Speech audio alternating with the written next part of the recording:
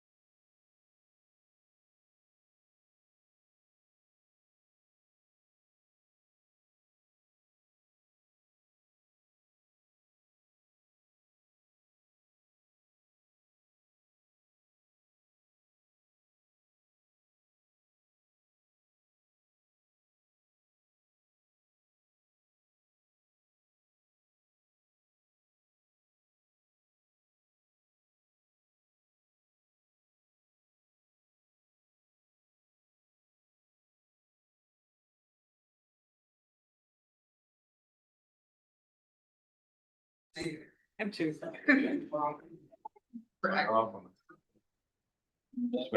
just saying.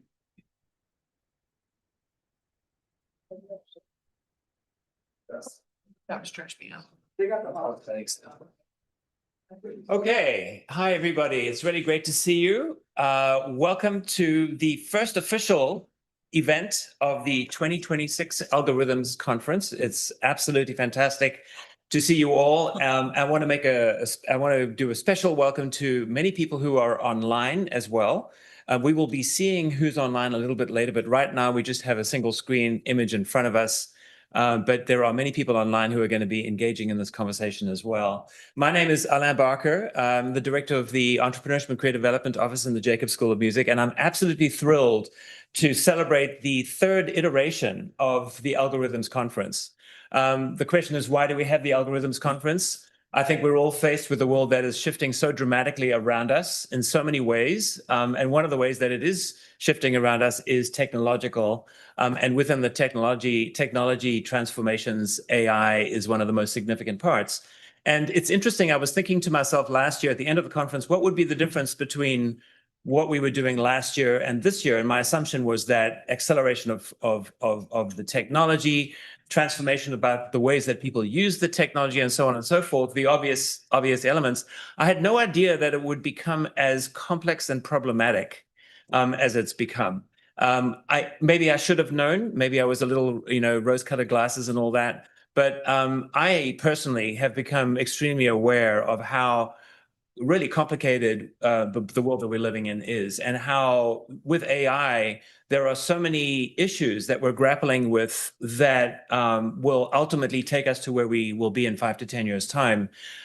It both enables incredible creativity, optimization, but it also changes the cultural landscape. It changes our environment. It has impact on our environment. It changes how people control information, how people control our lives, and how we have the agency to be able to push back and determine what it is that we want to do. So this conference for me feels like it's coming at an extremely important time. And I look forward to conversations about the legal side of things today. For the first two conversations that we have another conversation at 4 o'clock that goes more into creativity and intentionality within the world of AI, and then we move through a number of other things that we're doing at the conference.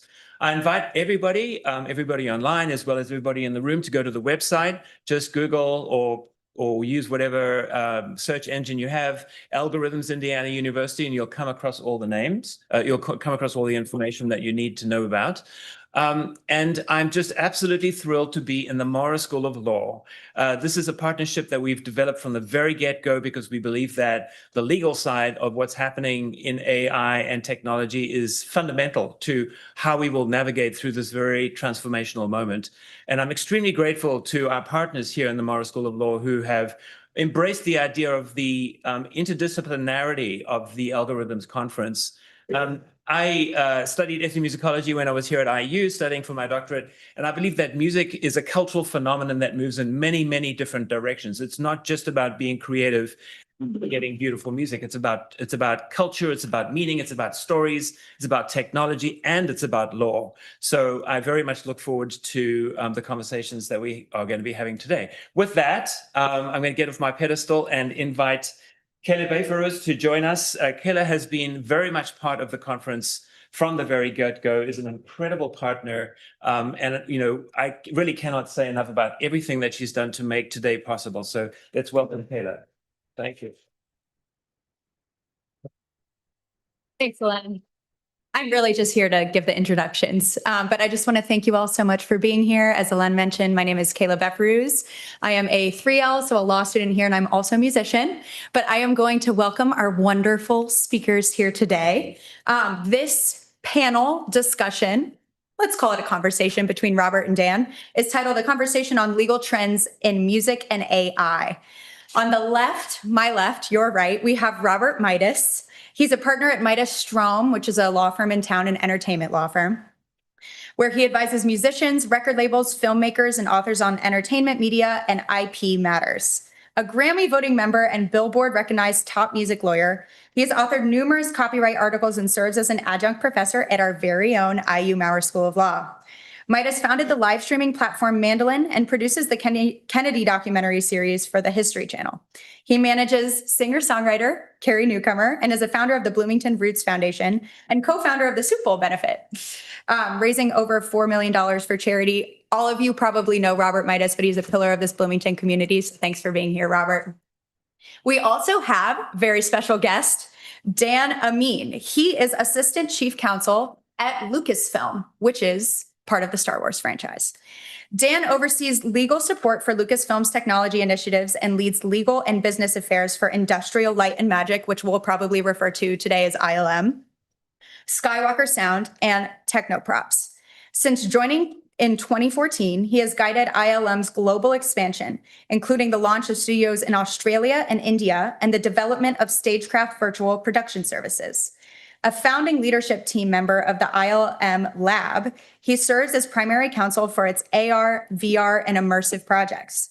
Previously, Dan was in-house counsel at PBS, managing technology transactions and regulatory matters, and co-authoring the Supreme Court amicus brief in FCC v. Fox, which we just read in Con Law 2. He holds degrees from Carnegie Mellon and also our very own IU Maurer School of Law. Welcome, Dan. Thanks so much for being here today. Welcome, Dan. So good to have you here. I think it was across the hallway a mere 20 years ago when we had entertainment law, right? Yeah. I was 12 and you were in your 20s. Yeah. Apparently, the jokes and comments about your youth, I'm starting to wonder, Yeah. He taught me entertainment All law, right. so if I say anything wrong, I talk to know. this guy. Okay, so some quick questions to warm up the audience to get to know you a little bit better. Then we'll get into the heavy stuff. Okay. So, favorite Star Wars character? Han Solo. Han Solo. How about your kids? Favorite. My kids aren't in Star Wars. Favorite kids? No. Oh. Favorite Star Wars characters for your kids? Because I know Oh. you've sat them down and made them watch all. Yeah. My son likes actually all the characters from the Rebels animated series. Okay. And my daughter keeps changing her mind. At one point, it was absolutely Rey. now it's Hera or Ahsoka. Okay. She likes what she likes. Opinion of, this is a trick question a little bit because you represent Ryan Johnson or Nathan Johnson, Ryan's cousin. Opinion of Ryan Johnson's Star Wars. Fantastic. Awesome, right? Yeah. Okay. So Star Wars is in the family of copyrighted works that you oversee at Lucasfilm. And My part of organization, yes. Disney, Yeah. your organization Yeah. is part of the Disney organization. And how many folks work there? And explain the difference between Lucas and Industrial Light and Magic. Oh, yes. And shameless plug, there's a great documentary about Industrial Light and Magic called Light and Magic you can find, which can tell the story way better than I can. But essentially, ILM was created to figure out and ultimately invent visual effects, techniques, and innovations to make Star Wars. And that was, 50 plus years ago. And now they do the same for all sorts of content. So we're starting where you ended up 20 years after you graduated from here, but you ended up in a company with thousands of employees across continents, right? Yeah. Working on technology. And is it mainly Lucasfilms? Does it also work for Disney, other properties? Sure. Yeah. No, the third-party films? The really great thing about it is that I just refer to them as the service companies, because that reminds us that they perform services for studios, filmmakers, producers, etc., for pretty much anybody. So they do work within the Disney family and with other studios and content. So when Wake Up Dead Man is having a sound mix, Nathan, Brian's cousin, will say, "Hey, I'm at Skywalker Ranch doing the sound mix." That's one of your services you provide, and that's a Netflix film.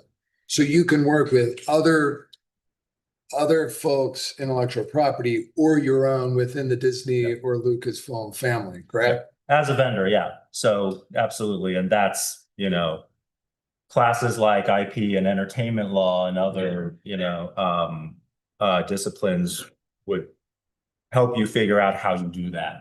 How does a company work with someone else's IP? And when it's a production vendor on a production, those structures exist so that everybody's happy with what they're doing. And you're situated as legal counsel within this framework, doing what on a day-to-day basis? Not every last thing, but generally, what would your day look like if you were to say the top three things that come up frequently? It's hard to distill to a few things, but so it's all legal. My team does all the legal support for those organizations, and then my team is also the legal support for technology matters across Lucasfilm. Okay, so more granularly, you would oversee contracts when somebody is using the services at Skywalker Ranch. Yeah, there would be a services agreement. Service agreements with the clients, with the producers, and then technology procurement. Also, use and procure a lot of technology, a lot of third-party tech, as well as decide what to do with stuff that's developed in-house.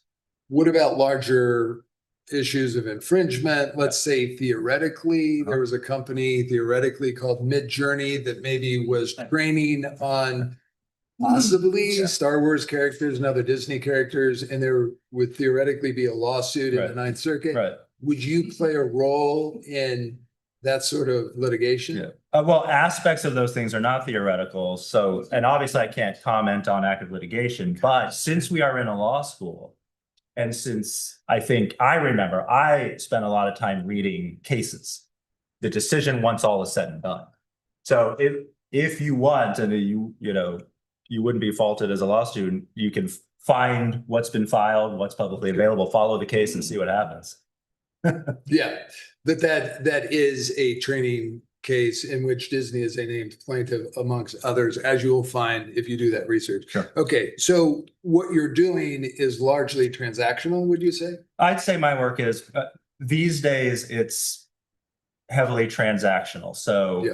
the issues are, there's a lot of issues. There's IP and all sorts of other issues that come up typically when you're negotiating contracts or helping a client with a contracting matter. You are still sort of analyzing and assessing whatever the risks are in the transaction so that you can advise them on, you know, the optimal way to structure their deal. So the transactions tend to involve intellectual property matters and both, you know, hard and soft IP, as it's called, like, you know, the copyrights and sometimes trademark of it all, but as well, if a transaction, you know, invokes like patents or even just technology development concepts, that may come into play as well. So this is great to allow people to see where you've ended up, what your job looks like as we delve into questions that are academic and philosophical.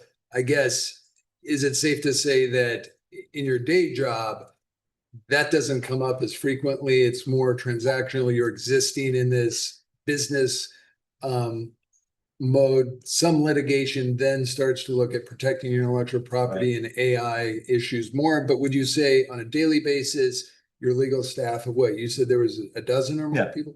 Are you talking about these issues we're about to have a whole conference on, like in the deals themselves? Are you saying we need to carve out that you can't train for AI if we license something? Or is it more theoretical? No, that can come up. I mean, at a lot, if you're a solo practitioner or a small firm, you're doing all those things and figuring them all out. I am really fortunate to be at an organization that has a lot of fantastic resources. So I can focus and my team can focus on kind of the daily work, which is very transactional in nature. But if a legal question comes up in sort of a theoretical context, there are fantastic subject matter experts I can call and, you know, reach quickly, and they because they're part of the company, they understand the issues already. You know, it doesn't take a lot. Like sometimes you do have to engage outside law firms, but there's a sort of ramp up period that they understand and you explain everything. So I have that advantage. Great. So you sit at the intersection of obviously iconic franchises and technology, and Lucas himself was seen from the 70s onward as using technology to further the creative arts. Back then, I think maybe a good analogy, maybe not, we'll find out in 5 seconds after I say it. In the 70s, they had wah-wah pedals and distortion pedals, right? Analog tools to change the face of music. And would there have been the Sex Pistols or certain forms of music if you had only clean guitar sounds? You could argue not, that these analog tools changed the way in which the artist made the music. But the wah-wah pedal and the distortion pedal, if you're a guitarist, you know what I'm talking about, most of you know, didn't fundamentally create the sounds. It was completely being driven by the guitar players using the wah-wah and the distortion. So as you think about Lucas making films and using tools, has something fundamentally changed in the last half decade where the tools that are offered to Industrial Light and Magic and other filmmakers, if you don't want to talk about Lucasfilm particularly, has something fundamentally changed in the way films are made, where will be a tipping point where it will no longer be in full control of making a film. The outputs will actually be different than what the creators intended, that there could be some randomness that may be commercially beneficial to the company, but isn't in total control. In other words, is there a concern that AI will trump the human creator in an organization like this? I haven't observed that in either my present circumstances or, you know, I've been helping creatives for 20 years, and creatives in my mind are artists, engineers, entrepreneurs, just anyone who's trying to create something new, create something either original or novel, to tie it back to law. And what I have observed, because part of my job is if I'm helping someone who wants to use a tool, right, and Yeah. it's a third-party tool, first, very rudimentary, I help them assess, like, how do you get the tool? Are there terms for using the tool? Mhm. And I can't tell you how many times I wake up in the middle of the night just yelling end user license agreement, Mhm. because well, sometimes that's my job, is to read those. What I am seeing is happening now is how tools are being repackaged, Mhm. rebranded, and presented. And what is taking a more work than it used to is understanding what it says it does in its marketing. Mhm. What does it actually do? And how does it do it? And how do I even use it? Mhm. And what do the terms say about using it? Mhm. Because definitely long gone, I mean, this is not a new thing, are the days when you go to the mall, software companies shop in the mall and buy software on a disk in a box. That's Mhm. long gone. A lot of software is in the cloud. It's software as a service, and there are other things like that. So as a sort of transactional matter, as a tech lawyer, Mhm. you understand you're not buying a product necessarily that you take home, go into your studio, black out the windows, and then create in isolation and Of quiet. course. Yeah. You now have a tech company or whoever is providing the tool. It could be on their servers, Mhm. in their location, wherever Mhm. the location is. Their servers, if they're a big company, may be in many countries. So what I have observed, the change I've observed, and because I've spent as much time thinking about dealing with technology as I have with, the arts, is how the tools are, one, built, and two, packaged, and three, offered Mhm. for access. Well, let's unpack it a little bit differently. In my mind, AI can be used to replace human creativity, and AI can be used to process human created things. And maybe that's an oversimplification, but just for a moment, bear with me. So if you're saying we're going to now use AI in the music studios to do what auto-tune did, okay, which is good or bad, whether you like it or not, it changes pitches to match the true pitch to make it. Some people say it ruins music because the Beatles never had it. It sounds more human. Yeah. It's funny. It was still human when our engineers over the last 20 years that I've worked with and been in there was moving the pitches. That's human changing in Pro Tools or whatever program they're using. But that's a human changing it. Now you say, okay, we're going to process it differently. AI is going to clean up a photograph. AI is going to do what I could have done in Photoshop, would be the analogy, maybe with photography. But that is processing something that a photograph was taken by a human or a track was recorded by humans in a studio. To me, that's very different from saying that AI generates a melody from nothing, or we can argue about that in a second, whether anything is from nothing. It's obviously been trained and they've scraped and they've trained, but forget about the infringement analysis. There'll be plenty of that time to talk about that at this conference. But let's just say you say, AI, create me a good melody. Okay, AI, create a script for the new Star Wars miniseries. Does your company, for instance, like with contracts with songwriters, it says you warrant and represent that what you create, or I guess it's composer contracts. Our composers represented, they have to warrant and represent they are not using music from the public domain. Okay, it has to be original. Would you be asking creators, musicians, composers, or in general, would your company be concerned that they're representing that the creative part of it is still a human? Or are they saying, we don't care?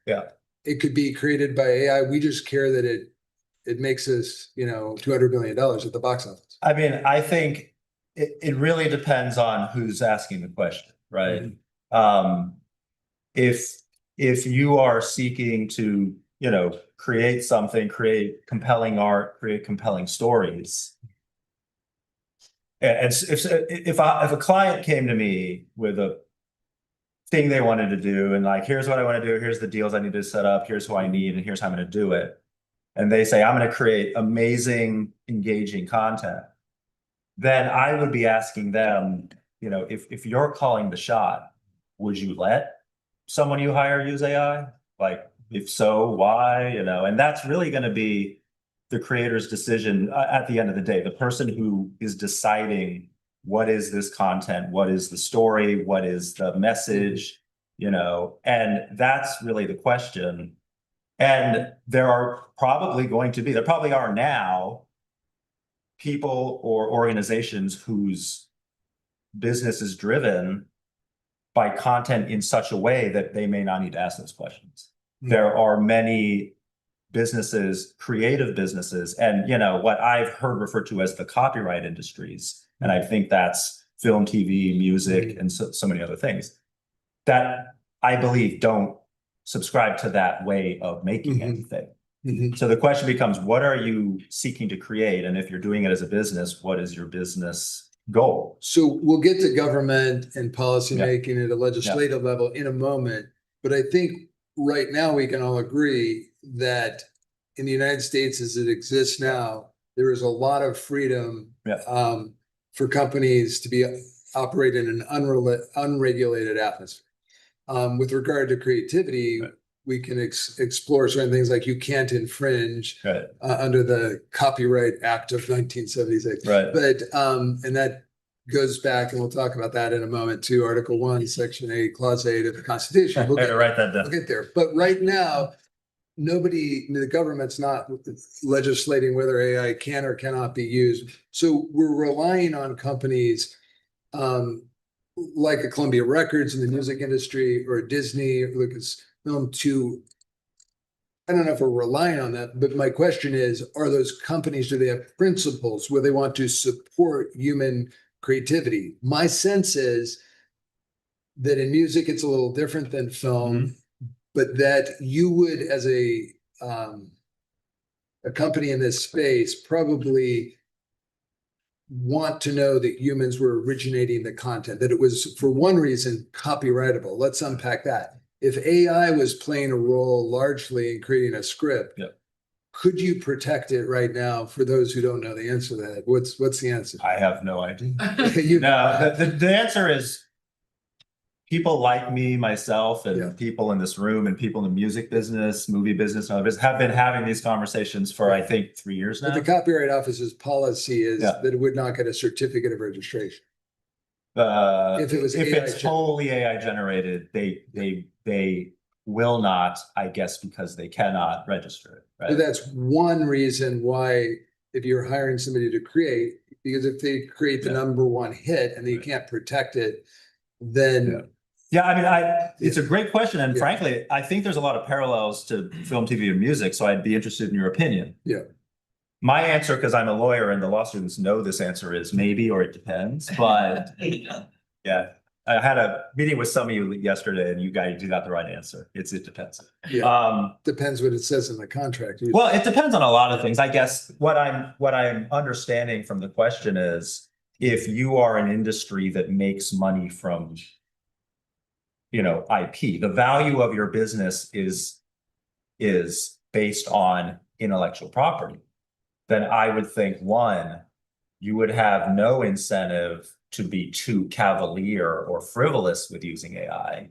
You probably see value to anytime there is an innovation that lets the content be made more efficiently, or even help you realize what you're trying to do with the content, like technology that, you know, makes the sounds you need because the artist can't find it, and you're spending days and weeks in the studio, and they're like, that's not right, that's not right. So if your business depends on copyright protection, you're probably factoring that into what you think AI can do to help, and also what the risks are. And if you're looking at AI to do CGI work, or to do vocal cleanup in the studio, or to maybe send you on your way to the right cases, if we're lawyers, which is happening all the time, Sure. even without us knowing it at the beginning, that you put in Google and that's AI, ChatGPT, and you're like, For case law? yeah, I think Yeah. you need to ask Westlaw and Lexis what they think about that. I don't, yeah. I go to search engines to remind myself what was that case called, but I don't go to it to actually read. No, exactly. And that's my Yeah, point. okay. that in writing the brief, writing the complaint Yeah. is sort of like the Yeah. equivalent for lawyers Sure. of creating the song. Sure. And we'll Yeah. have the audience will have plenty of time to ask questions and feel free to disagree. Yeah. But processing sounds or after a script has been written, it's been shot with cinematographers, then it goes into, I'm positive, Yeah. without knowing that much about the details, the technology in your company is Yeah. ramping up AI for the final product processes. I mean, It's inevitable. maybe it's inevitable. I don't know if it's happening quite to that magnitude at this moment, but I guess I think there's a lot of parallels to music. So I think, if you're producing something and you have a vision for what you want to do with it, and what the what you're trying to achieve, what there's always obstacles, right? Everything is hard, everything worth doing and worth creating. Yeah. It's probably only worth it if it's going to be hard to do, right? So you are going to think about where can innovation and technology help me? And help means, what do I need help with? Keeping my goal in mind. So if it makes something more efficient, if it makes a tedious task you just don't want to do, or don't have the resource to do, helps that along, I don't see an issue with that. But if you have to think about, the components of what you're trying to accomplish. So I think there's parallels. So I guess the question is, would you, if you're a record label investing in an artist, let them write the first draft? This is a poor analogy, but should the very original pieces of work from their mind that they're figuring out be AI generated? Okay, so we can't avoid it now. We're there. Okay. We're at the question. Okay. It's going to involve driftwood. No, This is going to. no, I tested that question with students last night, and I appreciated the feedback, and it failed. It failed miserably. It's going to involve blowing in the wind. Okay. Okay. Okay. And the question is this: if Columbia Records had signed Dylan in 2026, I geek out about the music stuff, so I'm eating this up. So lightsabers are great, but tell me about Dylan. If Blown in the Wind had been generated by AI, and it was the same words, and 1 in a trillion chance of it being the same words, but similar words. Sure. Let's start with the challenging question: is that any less meaningful art for the people who hear it and are moved to tears by it? Pick any song or whatever. The Driftwood example was sort of the same thing about a modern art concept over a few beers we talked about, and that made 2 people cry. And they were moved by the message of that modern art. If it was created by AI, is it any less beautiful in the world and of value? I think I would have to work backwards to help unpack that. So the person moved by it, did they know it was AI created? There was no labeling requirements, and it's not on Apple Music. No, they don't. Okay. And in fact, I'm a lawyer, so I can fact find. That's not a good enough answer, Robert. I'll subpoena you for more Well, it's actually a great question, because in my example, I implied that Bob Dylan turned that into Columbia, and he had not created it. But let's say that it actually didn't have Bob Dylan, but it was. Is that because Bob Dylan electrified at the Monterey, and that was his insult to creativity? That was just a. How could he plug electricity into this wholesome? Is that? Well, to my point, that's like the wah-wah pedal of distortion. He was using tools to amplify his original creativity, but he wasn't using a tool to wholly create. So let's say that you didn't know it was Bob Dylan, because it was just a song that Columbia got delivered to them. They put it up on a streaming service. Is that thing of any less value because it was created by a computer versus Dylan? Did I have to pay for it? to hear it. Yeah, you have a subscription to Spotify. You're Okay. consuming it. Yeah. Yeah. I have a yes, I have a subscription to a music streaming service, which means Yeah. I have access to millions of songs. Yeah. Some of them are AI generated. Do I have You would probably like to know which were and which weren't, right? I don't know. Let me raise my point about how a product is packaged. Yeah. If I go to a subscription service that markets thousands of hours of content, whatever, hours, and I start watching it and I'm like, it's not that good. Or now there's freebie, right? Yeah. So there's just as many streaming services where you don't have to pay anything, but they're going to put ads as there are, you see no ads, but you pay a subscription. And there's so many. I mean, I've actually done this. I've watched ones I've never heard of with funny names. And it is sometimes very bizarre, esoteric, strange, avant-garde stuff, whatever I guess they could license at the time. Or it's like old, B movies that I actually had forgotten about, and it's kind of fun to watch.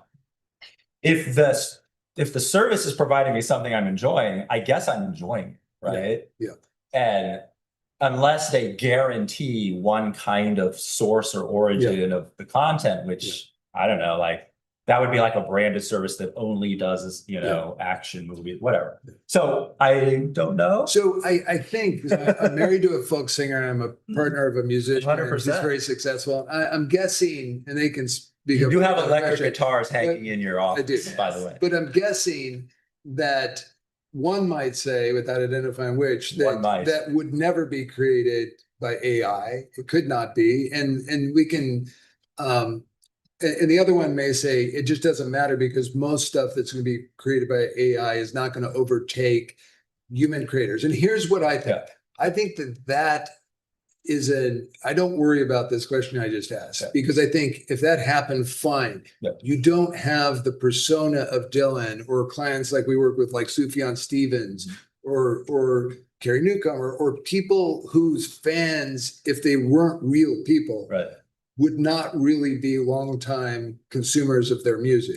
I think that the true artists will be protected by being human because their fans will know they're human. Sure. And that then the question becomes one of more higher policies and questions about what do we want to support, and not just whether or not a consumer will buy it, because if they will, then we know there'll be lots of it, but that doesn't necessarily mean that it'll ruin the careers of the real human artist. But let's ask this question. What did copyright law in Clause 8 really protect? Was it truly human creativity, or was progress of the sciences and useful arts more than just human creativity? And that's right. Because I'm a better lawyer than a historian, I have to give you more of the lawyer's answer. But there's history in it that I'm sure I had to research at one point, and it's just hazy. Is there at a constitutional level a protection of human creativity? Well, I don't know. I think you have to look at the history of where that language came from. And if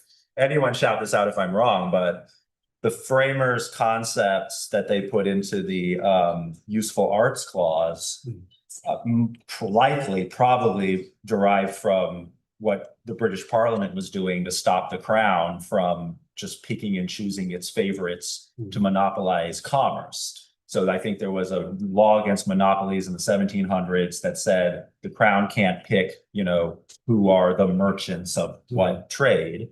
And then I think that was enhanced 80 years later because the Crown found a loophole or whatever, when they then extended that to say the Crown cannot designate the Publishers Guild with the right to decide what to publish and what to do with the publication. When they made that rule, Parliament decided, how do we solve this problem? And it sounds like it was a problem of removing a certain right from a concentration of power. Where do you put that right? In that example, they gave it to the authors. Right? Yeah. So then fast forward to, after the Revolutionary War and the Constitution being framed, I am highly confident, if I'm not positive, that the framers knew all this because they weren't British citizens and knew British history Yeah. before they became Americans.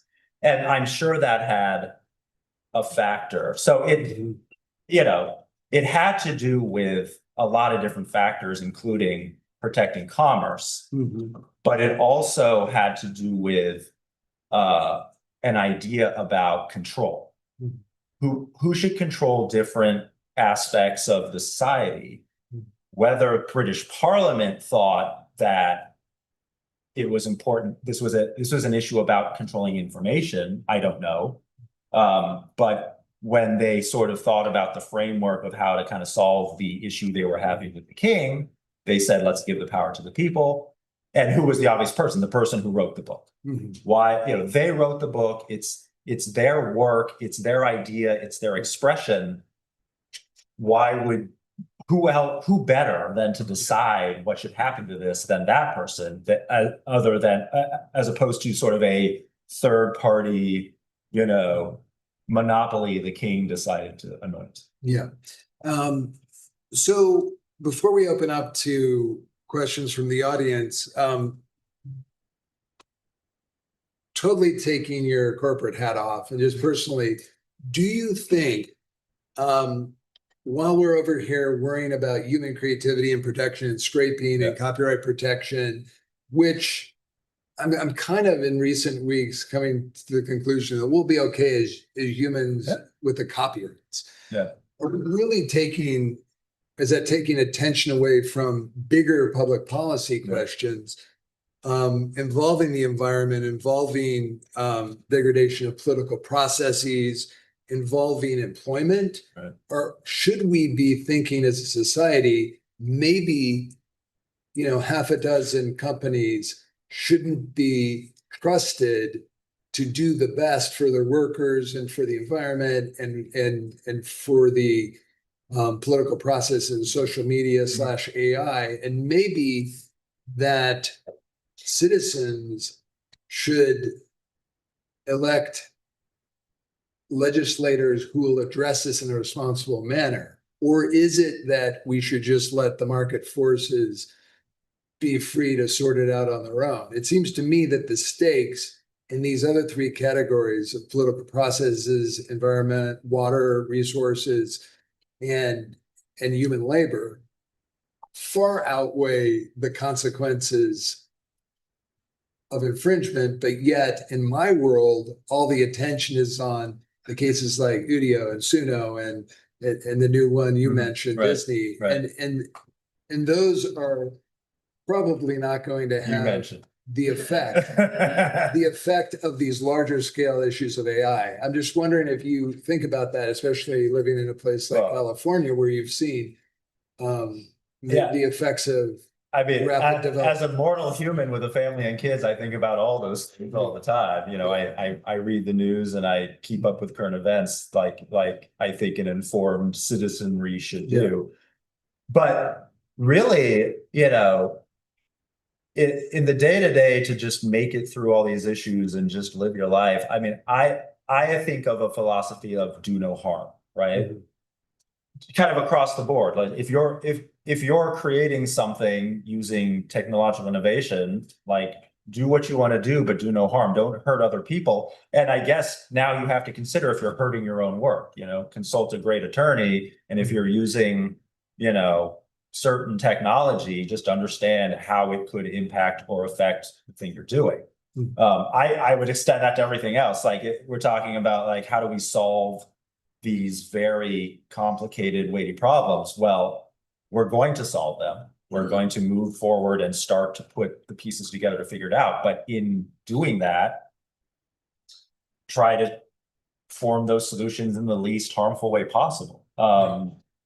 So, I think that when it comes to technology and creativity, I think it's clear as day. We can see this going back probably thousands of years, to be honest with you. The innovation finds the creator and the creator finds the innovation for what it is they need to do. In my opinion, and I am very biased towards creators and, the creative process, but I help people who make technology as well. I think if it's useful and good in the creator's opinion, they're going to want to use it. And if the technologist is offering it for that service, really earnestly says, I want to help you create, let me help make things that make your life easier, that's going to be good technology. I think there's always going to be these examples, which I don't know that are driven by creativity. They could be driven by other forces. What's the rule in Silicon Valley? Move fast and break things, or these ideas, which is like there's only one goal and everything else doesn't matter, and it is only technology for technology's sake. And then people start to use phrases like it's an arms race, it's this. I don't really subscribe to that. So someone making that argument to justify their interest above everyone else's interests, your intellectual property rights, your right not to be tricked, not to have fraud committed against you. If you can deep fake your grandmother calling you and going, I'm stuck and I need money. Like, I think you have the right not to be harmed like that, right? The right not to have children think they're talking to an animated, beloved character who is speaking to them autonomously, and you find out they're having strange, uncomfortable, romantic conversations. I think, these are all issues and problems, but the way to solve it is to find the stuff that works for what you want to do and address the stuff that is doing the harm. So 3-minute warning, we'll take questions. Do you deal with collective bargaining, SAG-AFTRA, Directors Guild of America at all in your job? It absolutely influences my job. And do you see that as a point of negotiation for the creators with companies like your own and Disney to be able to set boundaries and rules where legislation might not?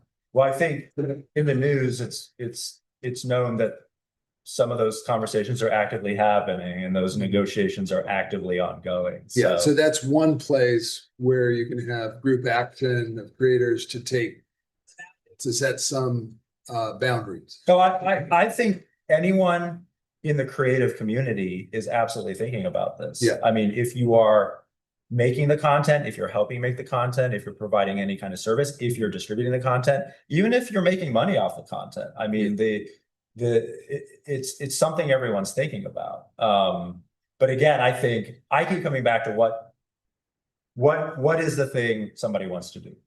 I like working with people that want to, on the creative side, tell really incredible stories.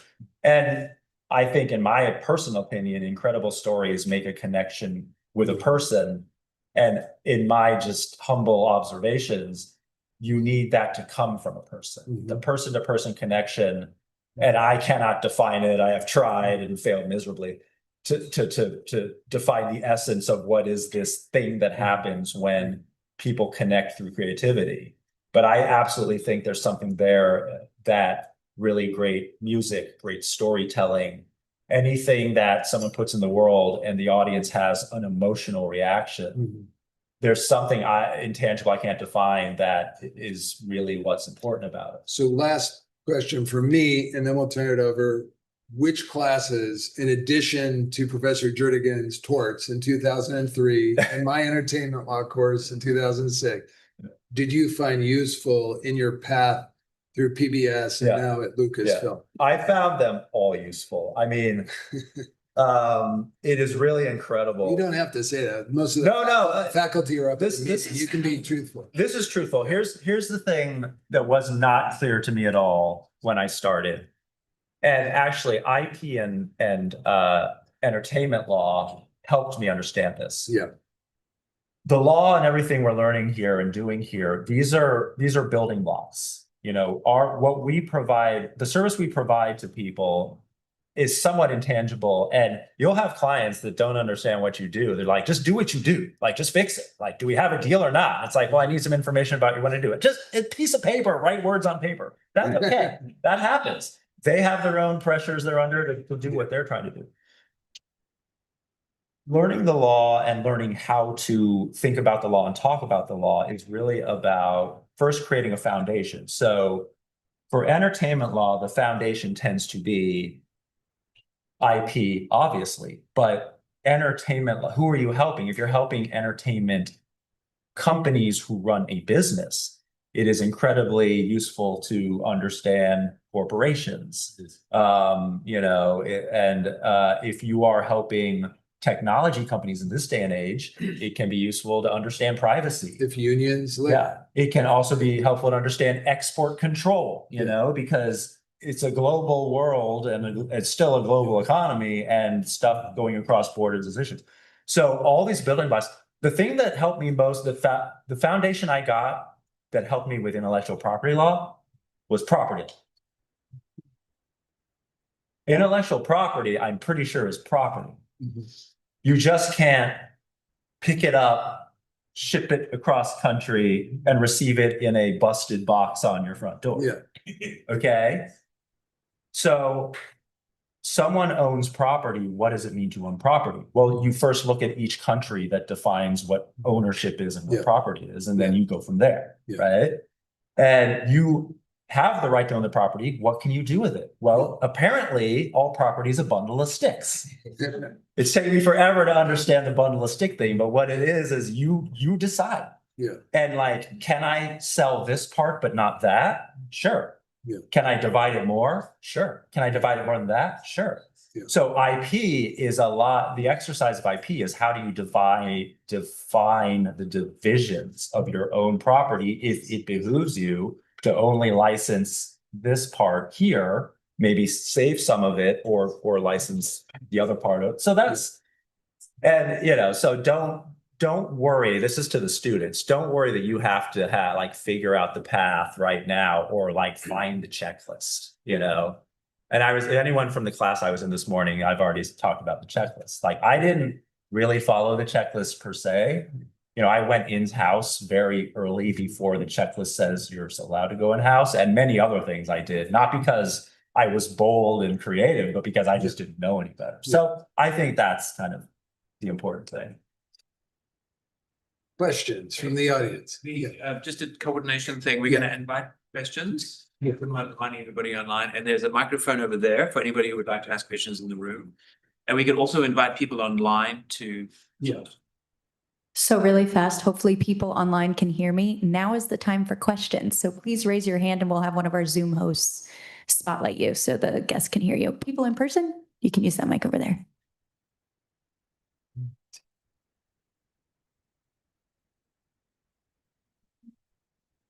Questions? Somebody's got. So what was that favorite case while she's walking up the microphone, the 1800s case in torts that Professor Jurgen died? Okay, we're here. Go ahead. I have 25 questions, but I'm just going to start with the last, which was your pitch on property law. So can you relate what's happening with IP law and all of that in the entertainment business back to where we are with technology in general? Is that property is going away. Everything is being subscribed to. So you actually don't own anything anymore. It's so how I think part of the crisis that is you're seeing in IP law is this thing where there isn't clear property rights anymore. Anytime I go I don't buy a record anymore, right? We just stream. We're just renting at all times. So this crisis that is happening in property law is affecting your business. And I just thought it'd be interesting to address how these things came about from the very beginning and are now just writ large in everybody's business. Right. Yeah. Do you have any thoughts? Go ahead. I would say very quickly, the first thing I say in every entertainment law course, dating back to yours, is most of the answers in this class will be, it depends what it says in the contract. And it reminds me of the circa 1998 M&M case where they said to Universal, wait a second, you're licensing these tracks to be downloaded by Apple iTunes at the time. you're not selling. Yeah. And in the contract, what did it say in the contract? It said, if you license it, you get 50% of all the revenue goes to the artist, not 16%. It was not a record sold. It was a record licensed, Yeah. just like it would have been to a TV show soundtrack. So it really, this is very practical speaking, but perhaps not addressing the question so much, but as we move to the rental lease entertainment world from the purchase Yeah. world, some of us still do vinyl, but most of us listen on streaming. It depends what it says in the contract amongst a whole bunch of other answers. Like look at the contracts because new technologies come along and the old words apply to the new technologies. So that's an interesting aspect of the entertainment world that we need to think about all the time. Yeah, equally true of technology. I made the comment earlier, look at the contract. Like if you're paying for something online, there are inevitably agreement terms you're agreeing to. Mhm. You may not notice it because you either, if you're lucky, you click a button that says the words, I agree. Yeah. More often than not, you're clicking a window to sign up for an account that says somewhere by signing up, like you agree. But in your industry, now that it's moved towards streaming, does it really, what does that change versus the world with DVDs and selling products with the movies on? I mean, Is it- I think it's just it's sort of a question of, how do people want things provided to them, right? It's like, it's a similar question. Like I love going to restaurants and my wife, and to her credit, if we're busy and it's just not the right time, but we want to order food out, everything gets delivered now, right? Mhm. So I think part of the question is like, But you still eat the food. You don't taste it and spit it out. well, you still, okay, here's a great one. I would love to even know this. I don't know the history, but like when you buy a vinyl, right? Yeah. You bought a physical good. Yeah. It happens to have music on it and you don't own that copyright. Correct. But So you you have are the still- first sale doctrine says you can sell the vinyl. Right. Yeah. So maybe someone wants to offer functionality to emulate the first sale doctrine for digital music. Mhm. At least I guess what I've seen is, and I am a consumer who gets upset when the thing doesn't work. Yeah. So at least if I'm watching something streaming, most of the mainstream platforms, I believe, let you download in case you're gonna, go on a plane or just not be on the internet for a while. Like you can still get it. So I think there's ways to sort of address that, but it's a great question though. Yeah. So any other questions online? No? Yeah, Question, can you go to the? you can say it quickly if you want, or that mic, yeah, okay. Yeah. This is my third time coming to this event, and I wonder from a big picture perspective, is it getting clearer or foggier? And what's getting clearer? Like, are we coming to convergence on what certain things mean? And is it getting more fuzzy? Yeah. Yeah. Yeah. How close are we to knowing the meaning of life? I don't know. No, that's a great question. My experience is this. I started my professional career, so out of undergrad, in the very late 90s, very early 2000s. I came into the first big tech boom I am familiar with, which was the .com boom. And at that time, there was a lot of similar conversations as now. There was a lot of economic activity. And, I was a young guy out of college riding the wave. I went to New York as a software programmer. And it was just, doing what everyone was doing.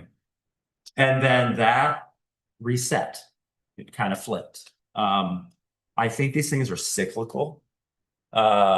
So when some kind of transition occurs in whatever, in technology and society, the first thing that's going to happen is this uncertainty, of course. And sometimes the change comes rapidly and at a very large scale. So the bigger it is, the more uncertain and unsettling it is. At least in my humble human experience, I've been through, I guess, that I can remember as a child. I didn't pay attention, but I've been through that .com bubble. I've been through 2008.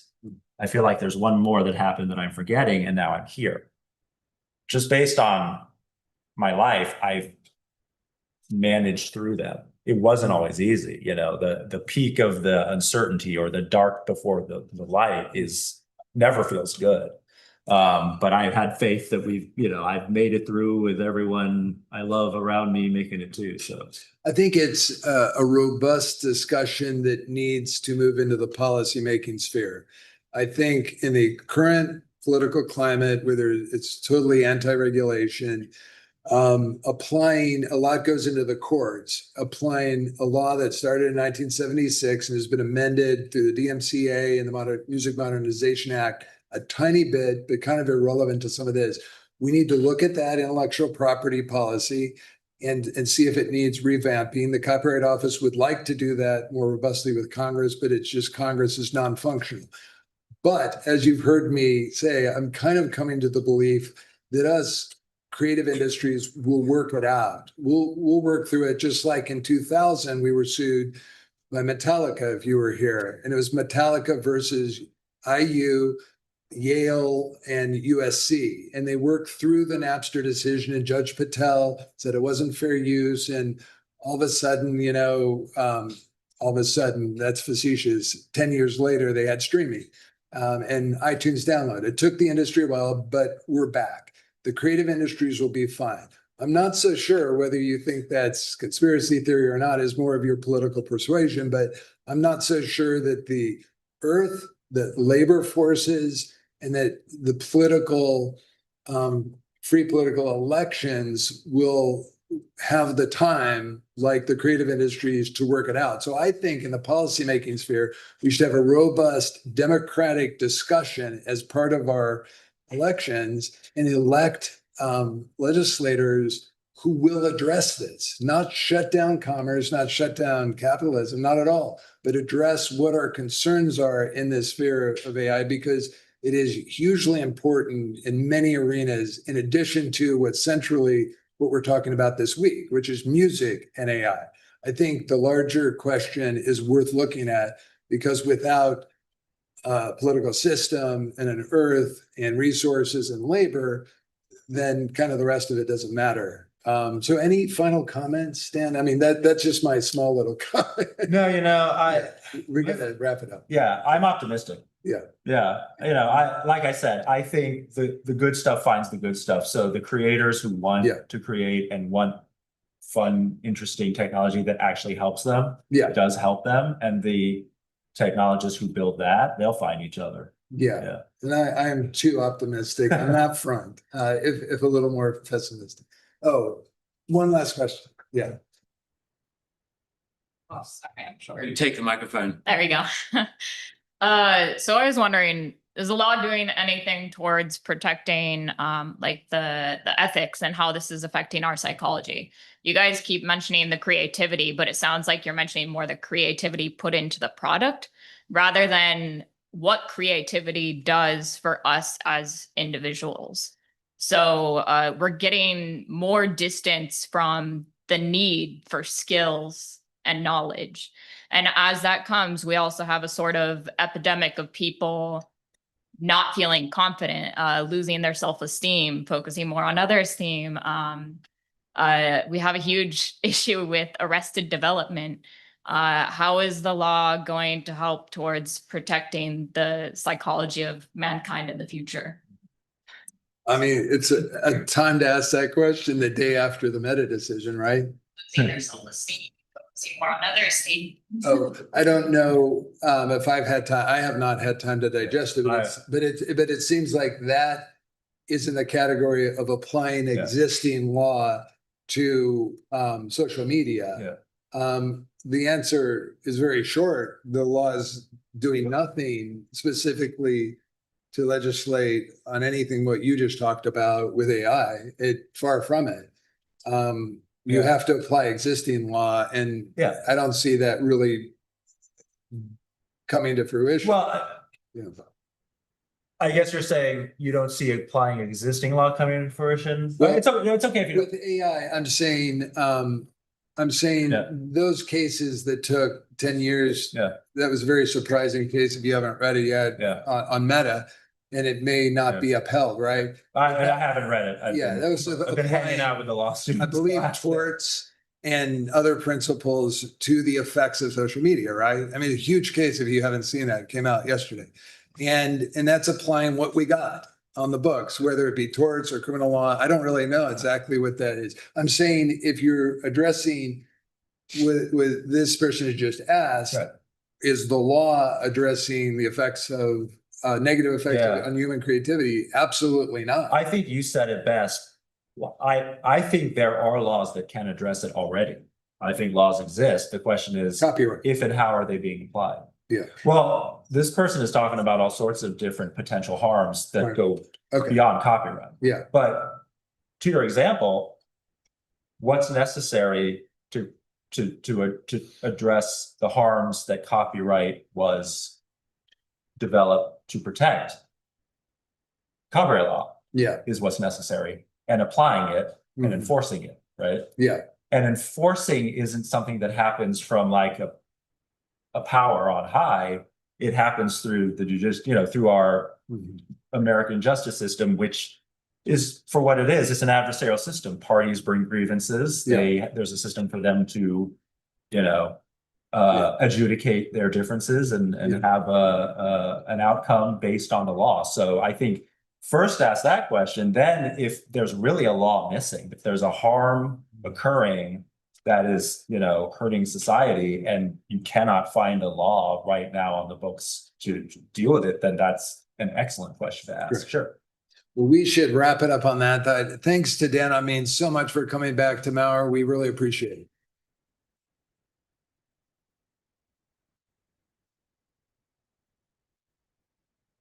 Thank you both so much. For everybody who's an attorney or who's here online for CLE credit, the code is 393317 for your records. And I also just want to thank everybody for being here today at this talk. We also have a talk at 1:30 p.m., which is precisely about the question that you asked and the topics that you guys left off on. What is our law going to protect? What is human creativity about? And what kind of ethical responsibility do we have as lawyers, but also music industry leaders, to shape how we're going to take these next steps? Because the reality of it is that people are using AI in music. So what are we going to do? How are we going to protect the creative dignity and the self-expression that you were talking about? How are we going to lean on our democratic processes? So hope you stick around for that. That's at 1:30 p.m. We'll have 4 panelists, a couple entertainment attorneys, and a couple music industry people as well. Thanks so much for being here. We have programs for everybody now. Oh, we have programs for everybody now, which I'm guessing you can find outside. Yes. Thank you. Thanks, Kayla.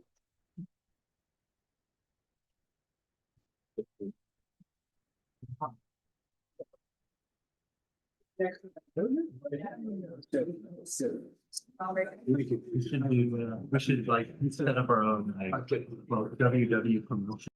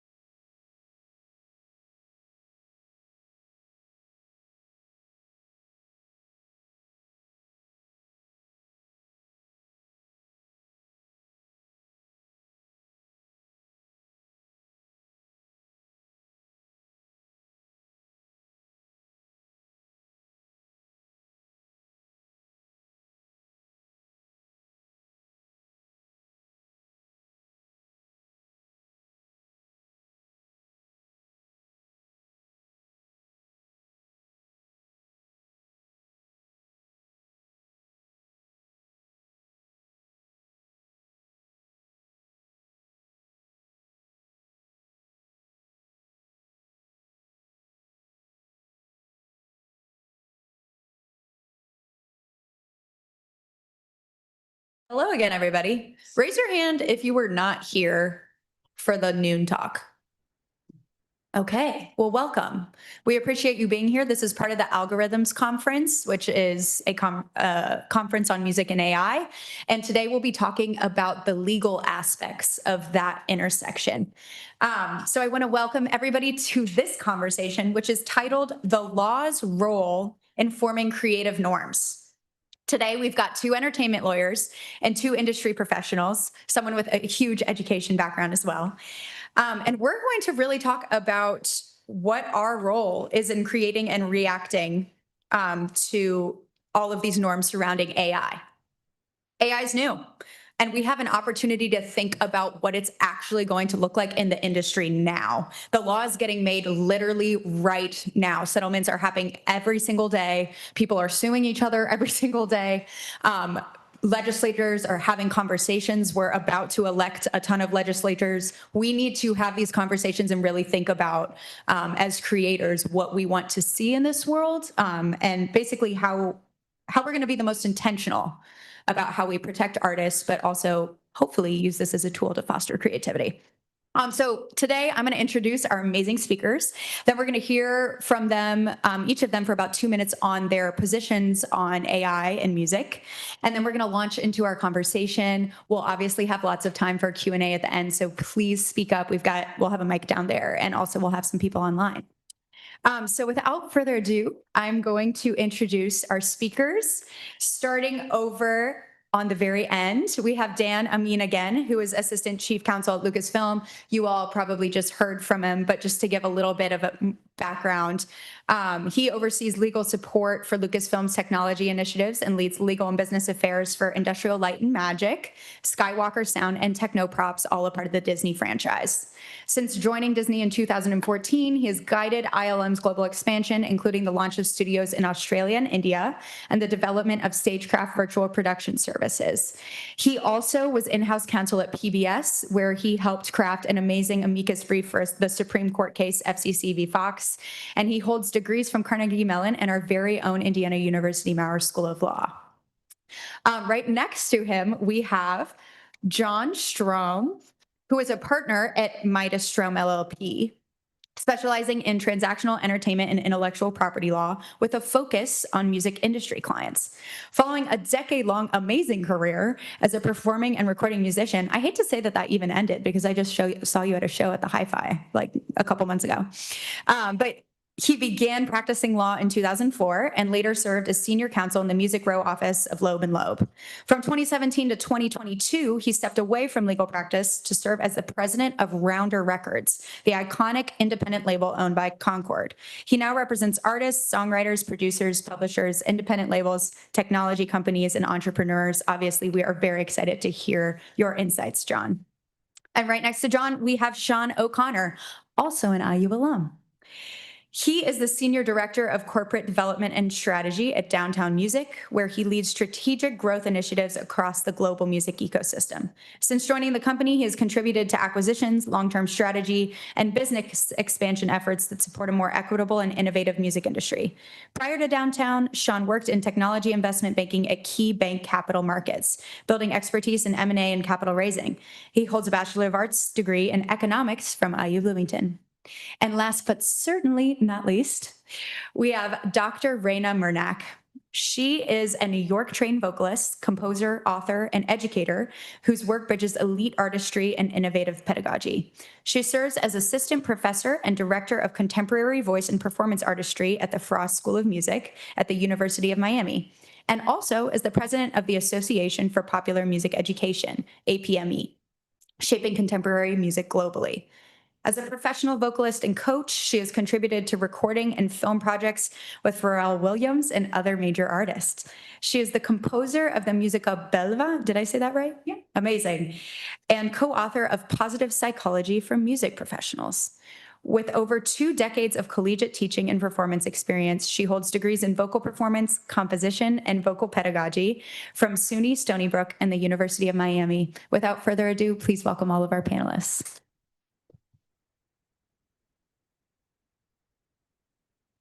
So Dr. Murnak, if we could start with you. Okay. Could you please give us your little 2-minute spiel Thank you. Yes. Well, I'm not a lawyer, so I'm not used to addressing the court, especially the court. So, forgive me. But I'm very excited to be here. My work is pretty much sits at the intersection of artistic identity and creative processes. As a performer and educator working closely with emerging artists and students, I spend much of my time helping students not only develop their craft, but understand what they are trying to express and who they are as artists when they express it. In that sense, I think of myself as an artistic vision translator, guiding artists, connecting their skills, their voice, their intention, and their identity.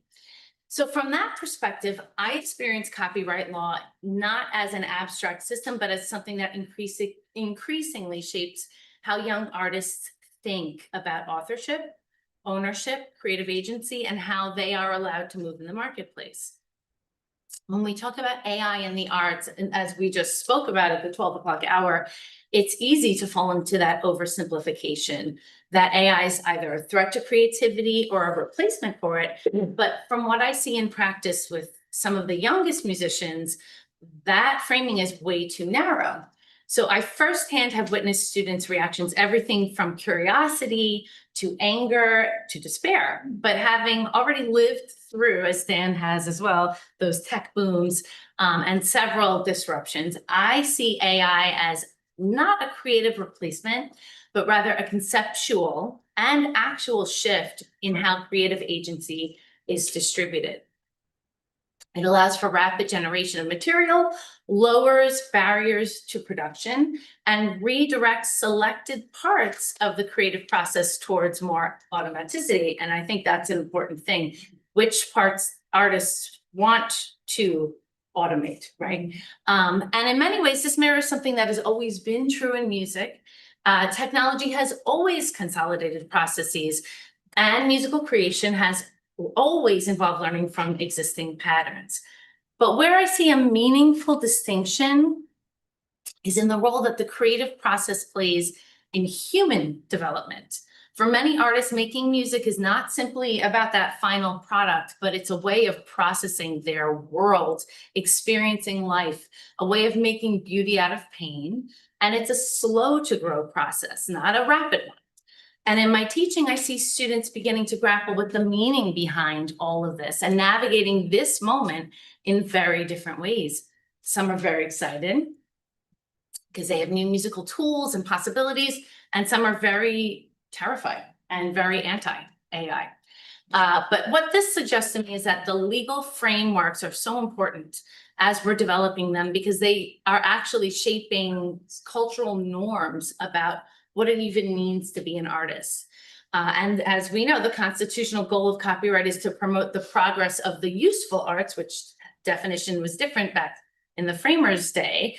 The question we're now facing is what kind of progress we want to prioritize: efficiency and output, or the continued development of human creativity as a meaningful practice.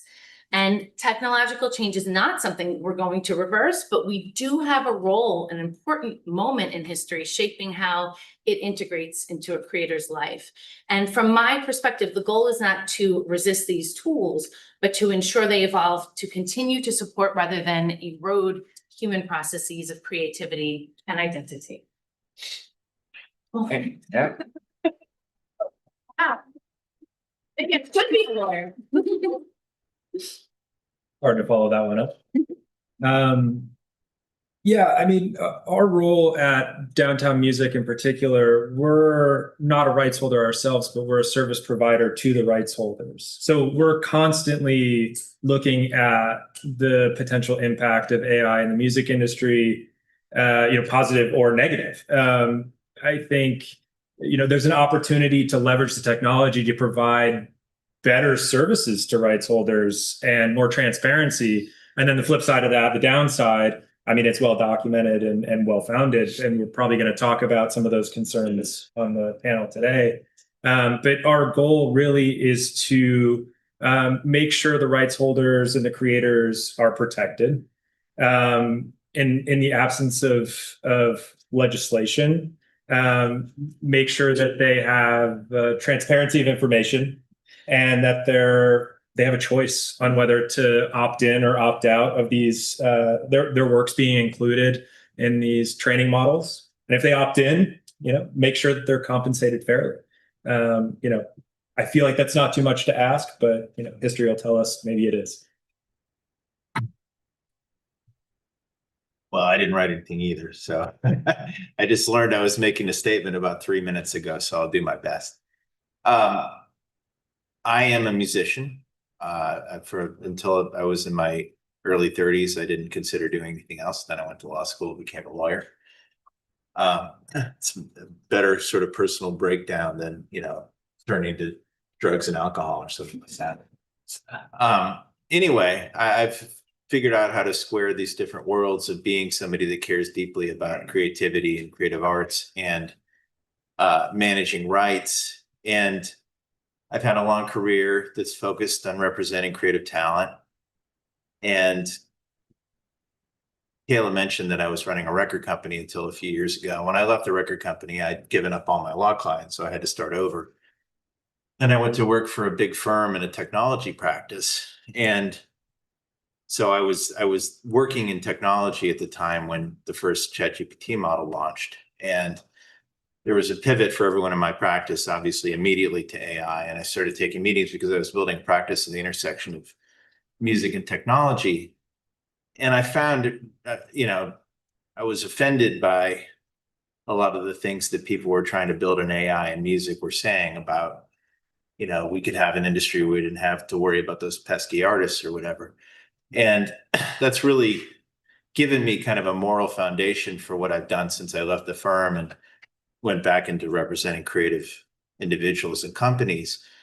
And I don't only represent musicians, but the way that I decide which clients I'll represent is I look at whether or not I think that they're on the company side, if they're a value add to creative artists. And if they're not, then I won't represent them because I want an industry where everything is in support of human creativity. And that does not mean that I'm opposed to AI technology or models being used in music. What I'm against is theft. I'm pro copyright. And I'm against devaluation of human creativity. So when companies like Suno and Udio launch with unlicensed models and say what we're doing is legal, I know that they're in bad faith, and I know that those are bad faith partners. And I think what the challenge is now, if we're going to work with those partners that launched on those terms, is they need to change their models to the point where they become a value add to artists. And what they're doing is with transparency and on a licensed basis and compensating the rights holders and the artists. And if that's the case, then I'm excited about the AI future. And I think there will be a part of our industry that rejects it completely. And I think there's a big future for attribution models, for labeling, for voluntary labeling. And I think a lot of us who are lifer music fans are just going to want to know that music is human created. And then I think there will also be interesting work purely in the AI space, and there's a lot in the middle. That's all fine, but I think it has to be transparent. It has to be on a licensed basis. It has to be collaborative between the creative and rights community on the one hand, the technology community on the other hand. And I think launching models on unlicensed data sets is a very bad start. And I think we're dialing back from that. So that's the crux of my position at this point. Hi, I'm Dan, and I spoke the last hour, so I see a lot of familiar faces who don't need to hear too much of my voice more. But I ended my last talk on the theme of optimism. So I'll start this talk, I think, agreeing with balance. I think if you even want to look at all of this as just some sort of large systems always find balance. And so I think that, and usually eventually in a very natural way. So as I had said in my previous remarks, I think that, creativity has always come with innovating how you make what you make and even what you say. Because the nature of creativity is doing something original, and new that that originality is really what gets your message to people and brings people to you. I think that so creators are finding new ways to do things. They are themselves innovating how they do it or finding tools that will help them. And I think those tools that will help them, they will find and will find them. And there will always be other forces sort of in the guise of saying, here's a product that does what that is, but then you just have to look at what they're really doing and decide if that's right. And lastly, I think I'll say, you know, I'm a lawyer. I went to law school here, IU Law. I took all the intellectual property law classes, because it's not just one class. The law students know that, plus entertainment law, plus a bunch of other stuff. And, you know, I really do think that I don't want to skip over taking a look at what the law presently provides, allows, and what the skills of attorneys and future attorneys who are in this room will be able to apply and will be applying that we have now to try to help solve some of these problems. So in this theme, you know, it really is, it's about copyrights. And, you know, if what you're doing with someone else's property, you're allowed to do, then okay, I guess you're allowed to do it. But if you are violating their rights, if you are misappropriating their property, if you're stealing, if you're infringing, there are laws presently to address that. So thank you. Thank you, guys. Okay, here I am. Woo. Thank you for your thoughts. Those were incredible. And I kind of want to set the stage, processing what you all just said, for everybody else in this room who may or may not be a lawyer. What we'll be talking about today is how the law is going to respond to all these problems that a lot of our panelists have already identified. And so just for the purpose of this conversation, I'm going to identify 3 that are probably going to come up a lot. John, you mentioned the licensing issue. Pretty much everybody mentioned the licensing issue. That basically means that, as I'm sure you guys know, the AIs will train on all this copyrighted data. And then music AIs, the ones that we'll probably talk about a lot, are Suno and UDO. Those are like the big ones. They don't pay any of the artists whose music they use to train the AI, and they just like spit out music that's directly competing in the marketplace with the music they appropriated. So that's kind of the licensing issue. Dr. Murnak, you mentioned the kind of self-expression issue. Like there's this value, a lot of people believe there's real value in sitting with your slow, creative thoughts and your process. And we might, you kind of mentioned this in the last talk, we might miss something if we use all these tools that catalyze and accelerate the creative process so very much. We might actually lose something that I would kind of put in like a quasi-spiritual dimension that would maybe not be good for us as a society. That's kind of the self-expression issue. And then another issue is kind of the business problem. Even if this AI created music is not copyrightable, it's still going to go up on Spotify. And when I tap on it and I listen to it, that's 0.004 cents approximately that a real artist doesn't get. And Spotify's not monitoring like, oh, who is this AI created or is it not?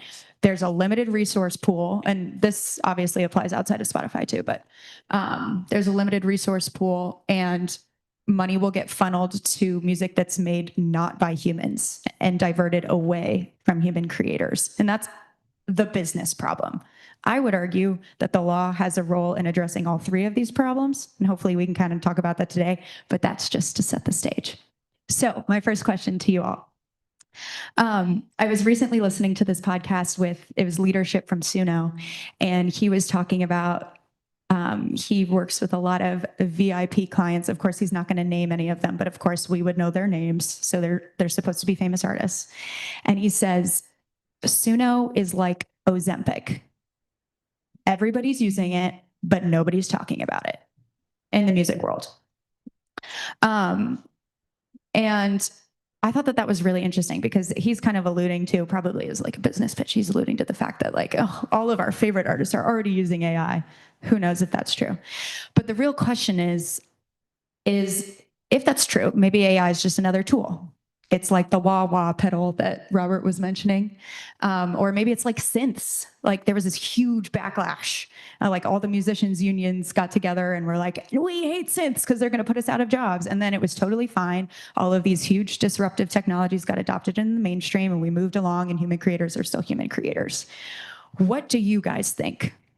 Do you think that AI poses a different kind of threat to human creativity such that we need to like take steps legally to safeguard human creativity? Or is this just another tool that the market is going to work out and we're going to be fine?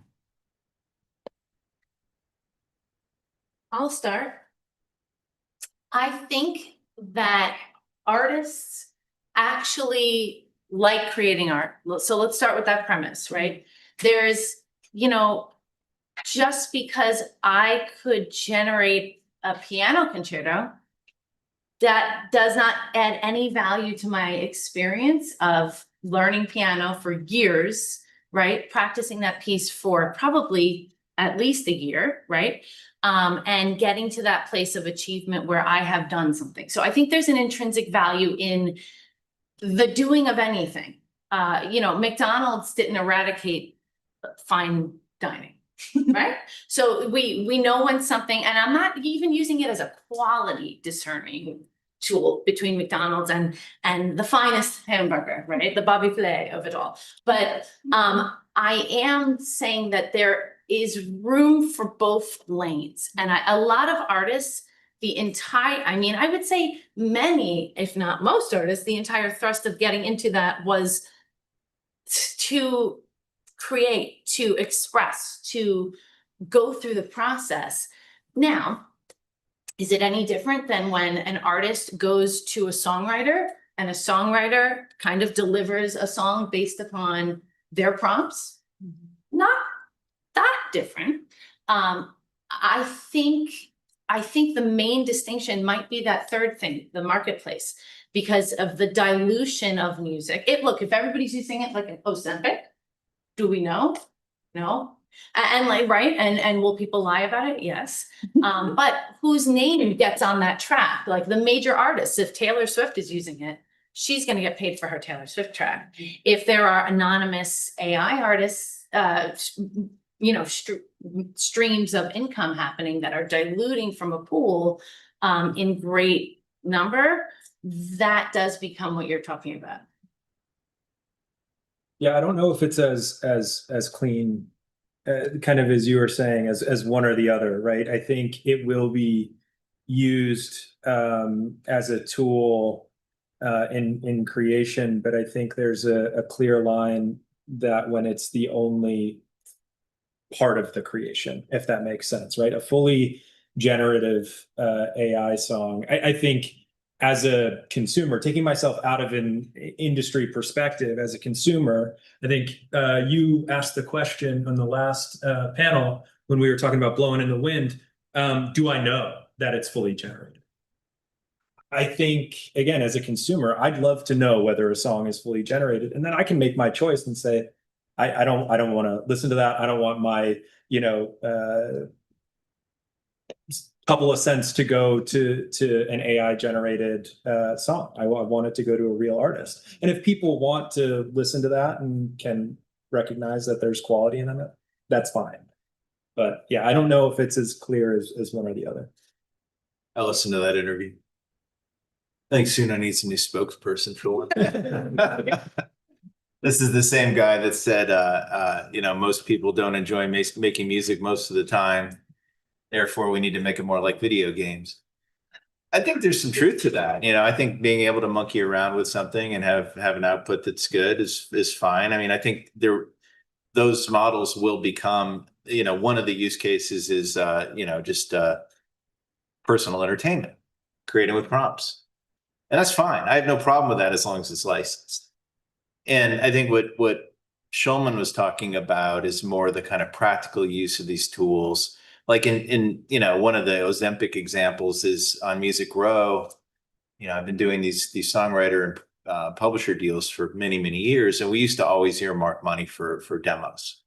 You know, $800 to go into the studio and cut a track, so you can pitch it to potential singers. Suno's replacing that very quickly, you know, and I think that's okay because it's not a commercial product. Again, if it's licensed, you know, you're not releasing it as a commercial product. There's no kind of, you know, it used to be that there were singers in Nashville that mostly were demo singers. They were not singers on masters. You know, they could sound like a lot of different artists. And, you know, I mean, there's going to be some people put out of work, and that's unfortunate. But to have the kind of tool where you can do a demo that sounds more or less like you want the master to sound is a very useful tool.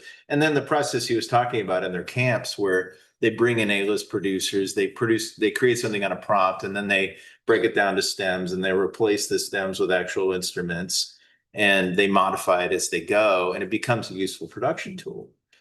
And I also think, and one point I think is really important to make and remember is that the conversation we were having, you know, when I first started, I'm from Bloomington, but I went to Berklee College of Music. When I first started, it was the beginning of sampling. It's before hip hop was a sampling based creative form of expression. And everybody was worried about samplers replacing orchestras because it could emulate instruments. And then you had a bunch of very creative people take those tools and just utterly break them and do something completely unexpected. I'm not sure how that will work with AI, but I'm sure it will happen. You know, that there will be creative expression that wouldn't have been possible. So, you know, I think that if we end up in an industry where everything is transparent, attribution models are used, you know, rights holders are paid appropriately, and then people are free to experiment with AI tools, that's great. I think there will be some form of labeling for people that want authentic human music, and I think that will be a big industry, and it will probably influence music in a direction where it sounds more human, because we're going to be proud of that, you know. And we've really kind of created a devil's bargain situation with technology by leaning into auto-tune and gridding everything and making it sound unnatural, which makes it much easier for AI to emulate. So, you know, I think if we can solve the rights issues, if we can come up with platforms that are licensed, you know, there's always going to be fraud. That's a separate issue. There's always going to be illegal platforms coming from overseas that don't have to respect our copyright law. But if we're working with these, you know, whether it's OpenAI or Suno or whoever, legal, licensed, transparent platforms that have a fair payment model, then have that. Let's have fun. Oh, sure. Yeah, I've heard of Suno. I'm generally familiar, but I'm more familiar with, you know, visual content making tools, and I haven't heard the talk you referenced, although if the quote did really reference video games, I know some game makers who might also take umbrage with that. That's been one of his big things. Okay. Is like, we need to make music making more like video. Okay. I mean, I could see ways to make music like video games that would involve a lot of people having a lot of creative fun also. So I don't know. But yeah, I think I basically agree with a lot of what I'm hearing, because, you know, my point was like the right tool for the right creator in the right process. You know, if you make something and you leverage other people's property, a quote keeps coming back to me, and I had to look it up, so I wrote it down. I believe it was Justice Kennedy, I hope I'm right, in the Grokster case. You know, if you're unlawfully expropriating property as the startup capital of your product, that's the problem. It was a problem in the Grokster case. I think the other thing, and I think you may have mentioned this, about how the remarks are made about the product and how they're presented. I do think we are starting to see that, where the limitations of some legal concepts to stop infringement, you know, are shown, like where, you know, different doctrines don't really give you what you need to stop the infringement.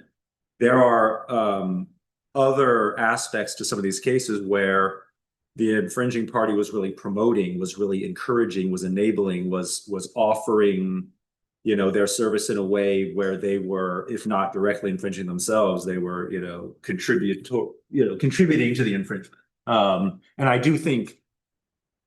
I don't think the door's closed on those types of theories. I do think those theories actually hold water and are being used to address certain harms. Yeah. Can I just ask a question over here? I'm curious from a lawyer's perspective from both of you. Like the business model of asking for forgiveness and not for permission is, it goes back. And I think as recently as Peloton a couple of years ago got sued by the NMPA because they weren't licensing any of the music. What they did is they were streaming video of the workouts using the music and not paying the rights holders for it. And eventually, it came home to roost and they got sued and they had to pay the publishers a lot of money. But they got their business started. Is there value to that? I mean, I have a perspective. I think that's wrong, but is there value to that in business? Is there value? Sure. But is it the right thing to do? I think that there is an attitude, and I know this from firsthand experience in among AI innovators, tech innovators of, what we're doing is for the greater good of society. Your petty little, rights nonsense it can wait because, we're in a competition with China and we have to get this done now. And, there's been a long history. We really, I think, made a devil's bargain as an industry by letting the technology industry show us the way forward 20 plus years ago, because we, and I'm talking about the music business, did a very bad job of managing the crisis around Napster, around file share. We were unprepared, overprotective. And it was really Apple that showed us the way forward. Steve Jobs, the Apple Store or the iTunes Store, the 70-30 split, which is also the revenue share for Spotify and other streaming services.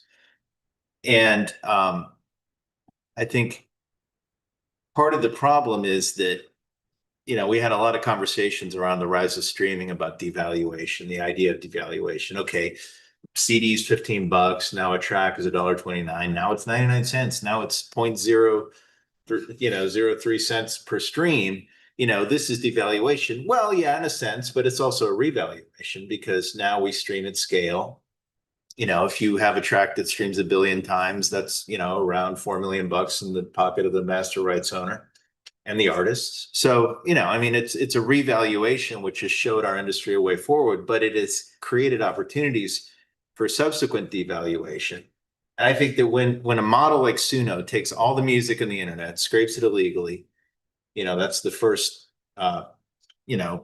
issue in the litigation, trains their model on it. If their model without the training data is useless, it does not work. So the fact that it sounds like commercial music is because they trained on tens of millions of tracks. Now we're talking about retraining because now they're doing a deal with Warner on only Warner music. We need to know, is that retraining from the ground or is that a fine tuning? And I think it's probably the latter. And what we need is a system where every bit of music that's used in the training data is visible to us and that we have a fair valuation of that.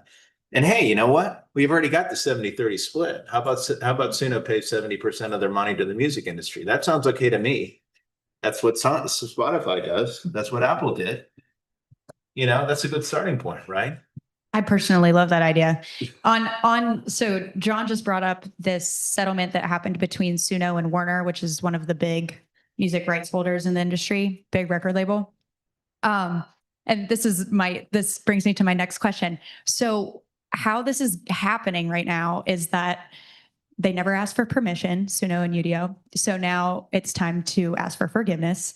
And the people that are coming at them to demand forgiveness are the ones with lots of money, which means like the big record labels and recently some bigger publishers. But and they're settling. Obviously, all these settlements are, oh, sorry. People keep telling me to pull it away. I'm a singer by nature, so it's just up to my mouth. Basically, what's happening is that all of these rights issues are getting decided on a company by company basis. So when Warner decides to settle with Suno, Warner's licensing, we presume, but it's all private. Warner's licensing their music, and I don't know, they probably own like 22% of all sound recordings ever. Like it's a lot. But that's only 22% of all sound recordings ever. And if all the big three record companies were to license, that would come, I think, at almost like 80% of all sound recordings ever. But you still leave out like 20% of all these independent artists who we work for, you represented at some point. So what are the problems there? I guess to kind of start this conversation, I see the problem being some of these artists are going to get compensated through their big record labels that have already made deals. And then there's going to be lots of artists out in the cold who are not getting compensated for their data that's being used to train. So what do we do now legally? Like, are we going to pass a law? Are we going to go to the Copyright Office? Are we going to put together some sort of collective licensing scheme and pass a law? So it's kind of like mechanicals, or not mechanicals, but what's the compulsory rate that you have to pay when you cover somebody else's song? What are we going to do? You're looking at me. Don't look at me. You had the best last answer, so. Well, I'll start. I think that, one of the things that record companies and big publishers have going for them is trade associations. And so the RAAA negotiates on behalf of big labels. Then you have ATOAM and Merlin on behalf of smaller, but still usually pretty big labels. And then you have NMPA, and there's also one for independent publishers. So people that are really left out of the conversation, the artists are DIY, and that's a growing sector. And I have DIY clients, truly DIY clients, that make a lot of money. They're there by choice. They could sign with labels, they don't, because they want more of the, the more creative freedom, more share of the revenue. And they're underrepresented, and they're going to have these same issues. And I think in the future, once we have walled gardens, which I believe we will have walled gardens, I don't think it'll be, legitimate licensed models are able to distribute, AI slop endlessly on Spotify. We're going to fix that problem. There's always going to be fraud, but we're going to generally fix that problem. Then that's going to add value to catalogs, because I think there'll be a premium on training data from pre-auto-tune, pre-digital recording music. I think a lot of these catalogs are going to become very valuable, achieve additional value, because, real training data is going to be at a premium. And, we need to be able to manage those rights effectively, not just the rights that are managed by big companies, but on an individual level, to be able to have a framework for negotiating these deals. And I think that yes, the risk is that the smaller players are left out. Now you could create a new trade associations for DIY artists. That'd be good. I don't have enough hours in the day to do that, but that would be anyway. I think but what you say when like we're doing these deals piecemeal, and I heard speaking of Billboard, I heard a Billboard interview with the chief technology officer at Universal Music. You probably listen to that too. He made a claim that there's no royalty dilution, despite the fact that there are something like 50,000 new AI generated, prompt generated tracks on Spotify a day, that it's not resulting in any royalty dilution, which seems, impossible, right? There has to be royalty dilution, because how they can't even identify what's AI and what's not AI. I mean, they recently dumped 75 million tracks off their platform, but the head of Universal saying this isn't a problem. He didn't explain it. It might mean it's not a problem for Universal. That makes it a worse problem for DIY artists. That means they're preserving the major labels' market share. And so then all this AI music slop is coming up, and that's part of the DIY market share. How do we know that's not happening? There's no transparency. Yeah, I mean, you made a couple good points that I want to comment on. The last one's interesting, and I think I read that too. It was a measurement of materiality, and I think it was a determination that it's not material to us, the dilution, which is an interesting take. But you mentioned Merlin, and I believe in January they struck a deal with Udio. Someone fact check me on that. That's right. So, the folks who are Merlin members on the record side of things, they're covered by that licensing deal. But I think the DIY artists that you brought up, they're probably going to have to rely on their independent distributors to strike those licensing deals in the same way if they're not already members of Merlin. And so the piecemeal aspect, it moves a little slow. And the people who are left in the lurch and are the last people to get compensated for this are the DIY artists and songwriters. And the bigger DIY artists can opt into Merlin. Sure. Yeah. You know, the ones that actually have some market share. But when I lost anyway, somebody else should to say. I have a question. So do you think it's going to be a little bit more like, rather than a compulsory licensing scheme where, you know, your music gets swallowed to get trained and then automatically you get 14 cents a month? Do you imagine it's going to be a little bit more like the PROs, BMI and ASCAP? Like if you're a musician, you got to sign up, but somebody's going to make sure you get some money. And instead of BMI and ASCAP, it's going to be the trade associations who have struck these deals. I think it should be truly voluntary. Yeah. I think it should be opt-in, period. You know, and it's catalog by catalog, rights sort of by rights. Individual artist by individual artist. Oh, something really interesting. I remember what I wanted to say, because was Darius Van Arman part of this? Was he interviewed yesterday? So Darius is one of the founders of Secretly Group, head of Jaguar, somebody I respect a great deal, a good friend of mine. He wrote a very, very interesting piece recently on his Substack about AI. And one of the things he talked about is how, as part of Merlin and part of Secretly Group, they decided to opt in to 11 Labs, which is a fairly trained model. So by fairly trained, I mean all of their training data is ostensibly licensed. And so he made an opt-in platform available to the artists and Secretly Group, and almost nobody opted in. You know, it's like out of yeah, I'm making this up, but out of 100 artists, 3 artists opted in. So, you know, that's what it's like on the real music side of the universe. You know, it's like, we want no part of this, you know, and that's most of my clients. Although I do have a new client coming on board that has a model that's built on Suno. And, you know, and I consider the model to be legitimate and non-infringing, except for Suno's intrinsic infringement, you know, which I think will get sorted out. Okay. What's our timing look like? I'll ask, well, does anybody have any questions? I will keep asking if We're gonna nobody use a else has microphone one. over there. Oh, yeah. Wait. The camera's not going to catch you. You have to either go there. No. Or you can just come right here. Or you can go. Oh, excellent. Yeah. This is a great panel. Thank you all for your expertise.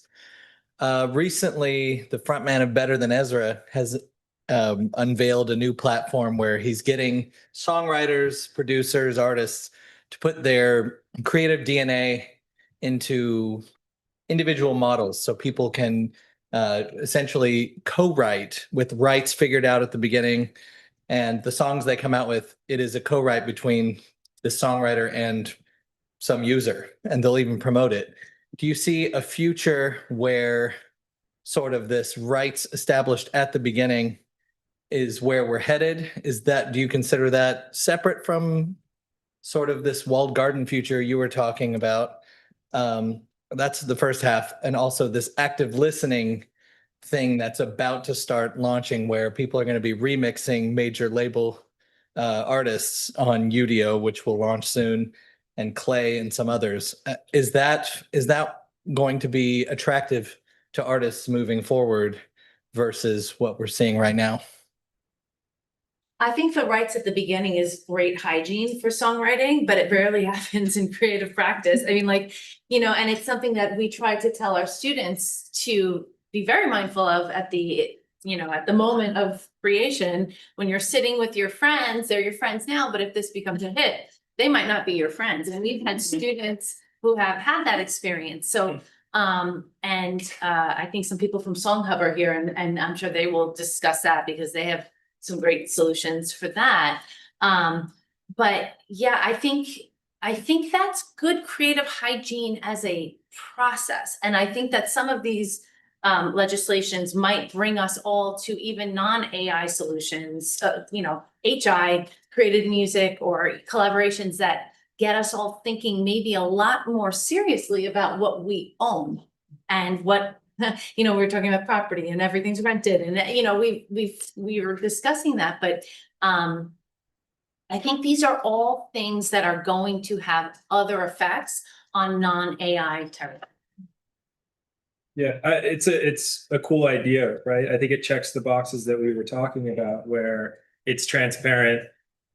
It was their choice to do it, and the rights are clearly outlined, and presumably the compensation will be too. I think what I'm nervous about doing this more broadly at scale with the way Udio and Suno are doing it is, somebody mentioned an attribution model. I mean, the lack of transparency in royalties over, the last few decades, I mean, going back forever, but it's gotten better, right? The hygiene there that you're talking about has gotten better, but this can get really murky, and we need to build new models to make sure there's transparency there. And there need to be platforms that are able to handle that and make sure that, those splits are clear and make sense. So that's a little worrisome. Those models exist, by the way.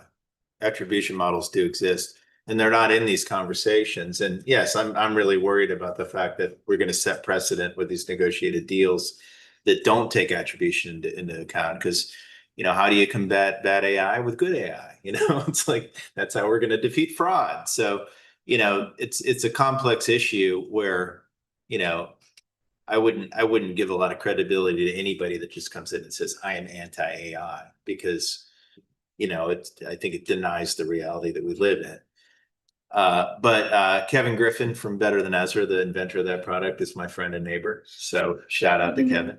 Very smart guy.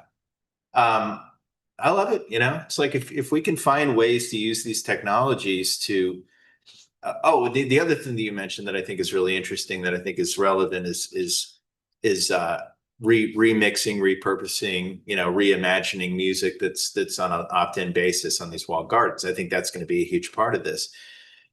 My theory about what the play is there for the artists and the labels is that you create a social platform within these walled gardens where people can share their work, freely without concern. And then, things will go viral within that platform. And then the label and the artist, in the terms of service, will have the opportunity to export that to other platforms and have hits.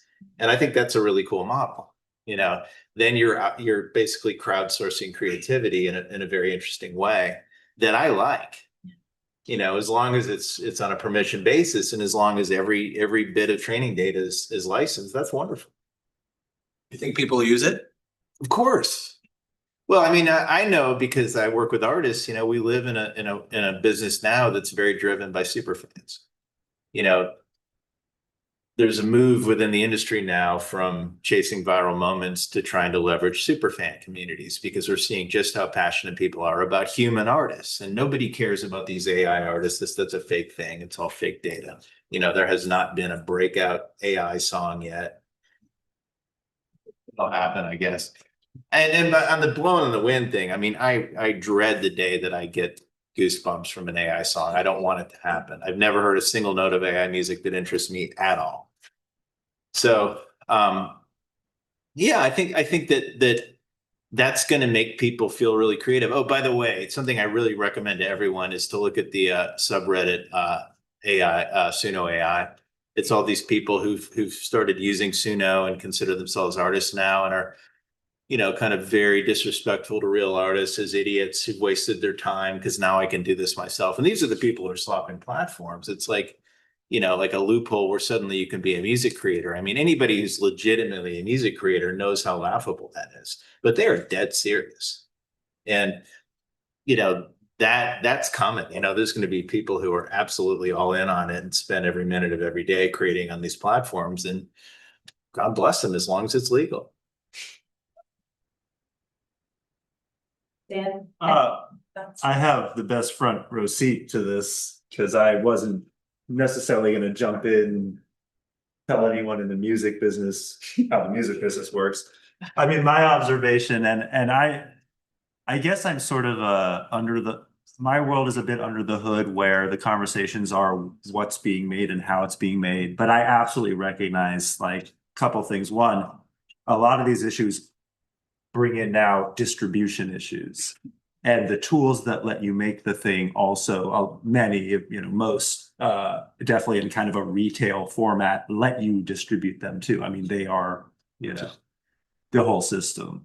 So I think this is incredible and a great education even for me, where my focus might be just in the production sphere and thinking about the issues of not even if someone wants to use a tool just to make something, I might say, is it also a distribution platform? Because check if just wanting to use the tool, you've already signed up for distribution terms that you weren't even thinking about or wanted or ready for. So I think, yeah, it's a credible discussion. That's a great point. And for those of you that haven't quite followed the idea of a walled garden, that was a part of a settlement between Universal and UDO, I'm pretty sure. And it's to Dan's point about the term in the settlement is basically like, okay, UDO, you can train on all of Universal's music, and all your UDO users can play around in this great sandbox of musical creativity. They can create everything that they want, but they can't distribute it beyond the wall. It's like this beautiful musical garden, and then you can't go beyond the wall. And I think John's idea, though, was maybe at some point, if it goes hit on that platform, you could upscale That's it. going to happen. I mean, once you have something that has a commercial life, why wouldn't they put it out? And I guarantee you that'll be in the terms of service if they can. We shall see. I understand that maybe we have a question online, so I'm going to Yes. turn over for Zoom Master. We do. Just a moment, Monica. I'll have you queued up in just a sec. Okay. Okay. Hi, John. Hello, Monica. I don't think we can hear you. there we Oh, go. there we go. Yeah, now we can hear you. Hi, John. It's Monica Corton. I wanted to ask, I'm a little confused by your financial licensing proposal on the inputs, because this is not like a straight mechanical license in any way. And I think that, at least in the independent publishing world, we've been talking about pools of money. So not only for the inputs, but obviously for the outputs, which also requires an attribution engine, like you said. And, you know, from what we've been doing, it looks like Surreal has the one that is right now the most accurate. I think there's going to be a lot of more attribution engines until we land on one. And I think none of that was part of the discussions that the majors had in the deals that they made. Those deals were like initial deals. I don't think real deal points have been worked out. So what I wanted to know is, are you in Nashville talking about how you weigh what an input would be versus what an output would be? And when we get the attribution engine, why couldn't those songs be used beyond the walled garden if the creators of the songs that make up that song, I don't think all of them, but maybe the top ones, were being compensated, then it would be okay for that use, for that AI/human creator song to be commercialized. Thanks. Thank you. Monica's my friend. Hello. Well, I don't think I made any proposals. I'm shooting from the hip here, folks. I'm not trying to solve the problems here. I'm just trying to sort of identify the problems. But, you know, I have a friend, Benji Rogers, who is has an attribution model. I wish I could remember what it's called, but he's very Surreal. Surreal. Okay, that's He's it. Okay. Surreal. He's Surreal. So these models can look at the outputs and can tell you with you know, a good deal of accuracy, maybe in the future a great deal of accuracy, you know, what are the proportional, you know, fine-tuning sources that are used in the training. And Monica's point is, if we get to the point where those models, those products work well, couldn't we just have it be, you know, wide open, that if it's licensed training data, then, you know, then the outputs can be distributed and royalties paid accordingly. And I think that's right. And, you know, I'm very interested to see what we can come up with, you know, and I'm very definitely shooting from the hip when I say it should be a 70-30 split. I don't know if it should be. That was just an idea that popped into my head. I guess I should be more careful with my words. But anyway, there should be some kind of revenue share where a certain amount of money that's from generated by these platforms is very much like how it works with Spotify, where the money's going as a pool that would then go to the appropriate parties. And if we can tell what the, you know, and when I talk about fine tuning versus deep training is the tens of millions. fine tuning is the much smaller data set that makes it sound a certain way. You know, the tens of millions teaches the model how to make music. The smaller set teaches it how to sound like a Motown record or something. You know, and I think that's most people that I've talked to agree that those are the rights holders that should be compensated. And these attribution models can identify those sources, then sure.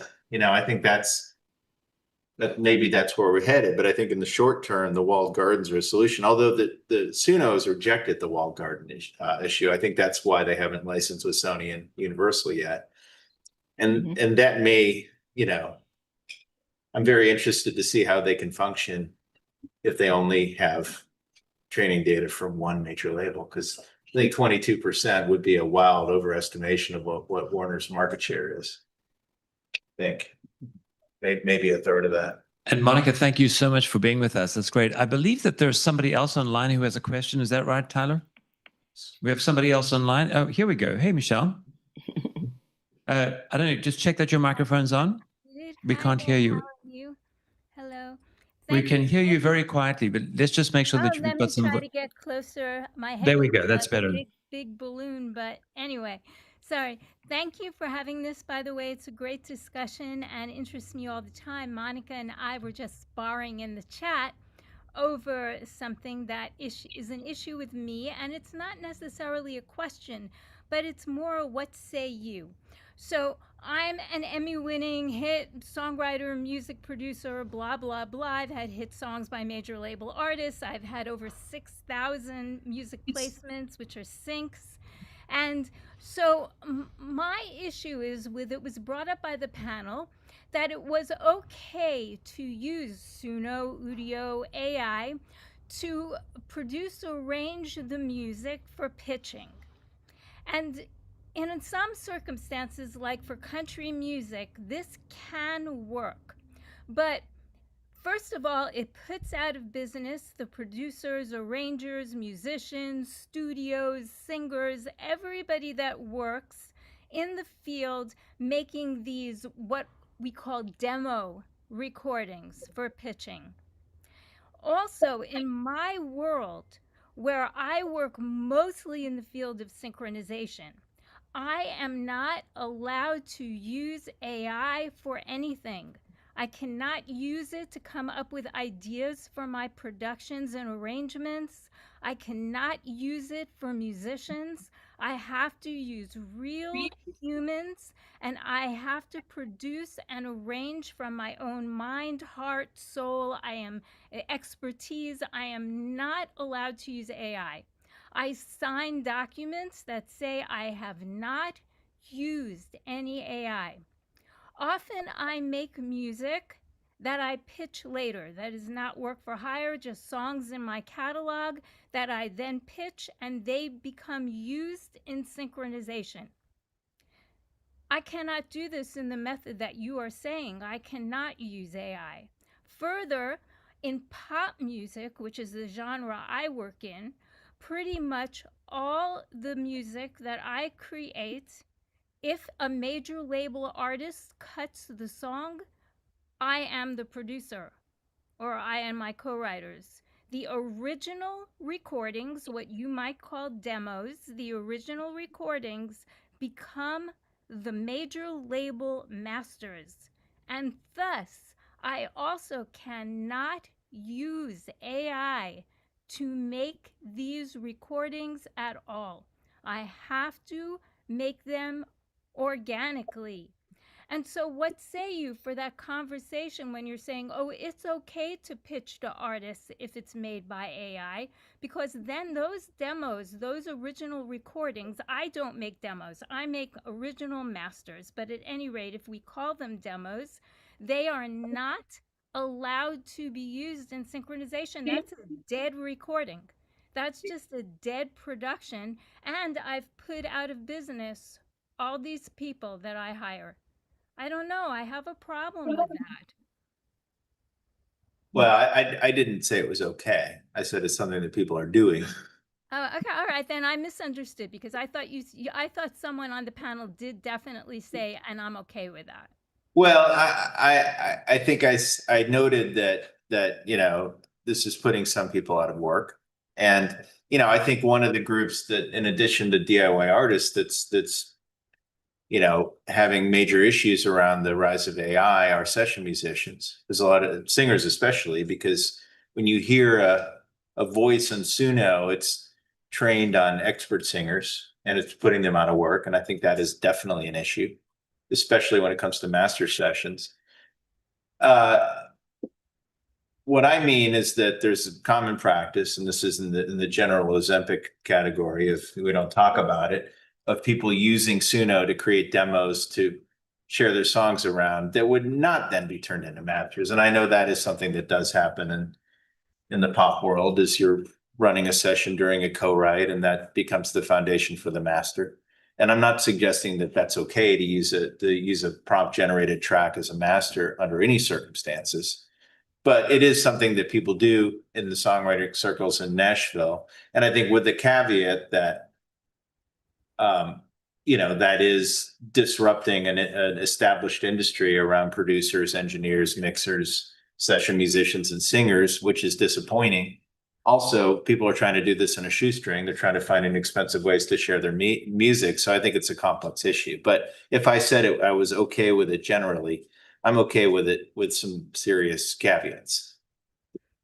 Michelle, thank you. I appreciate that. I just wanted to bring it to the attention because a lot of people, especially who work in Nashville and don't work in sync and don't work with pop music and major artists, don't understand that those demos become the master and don't understand that those demos are the syncs. They're all utilized. And I could pitch, but then I wouldn't get the work, I wouldn't get the song cut in the pop world.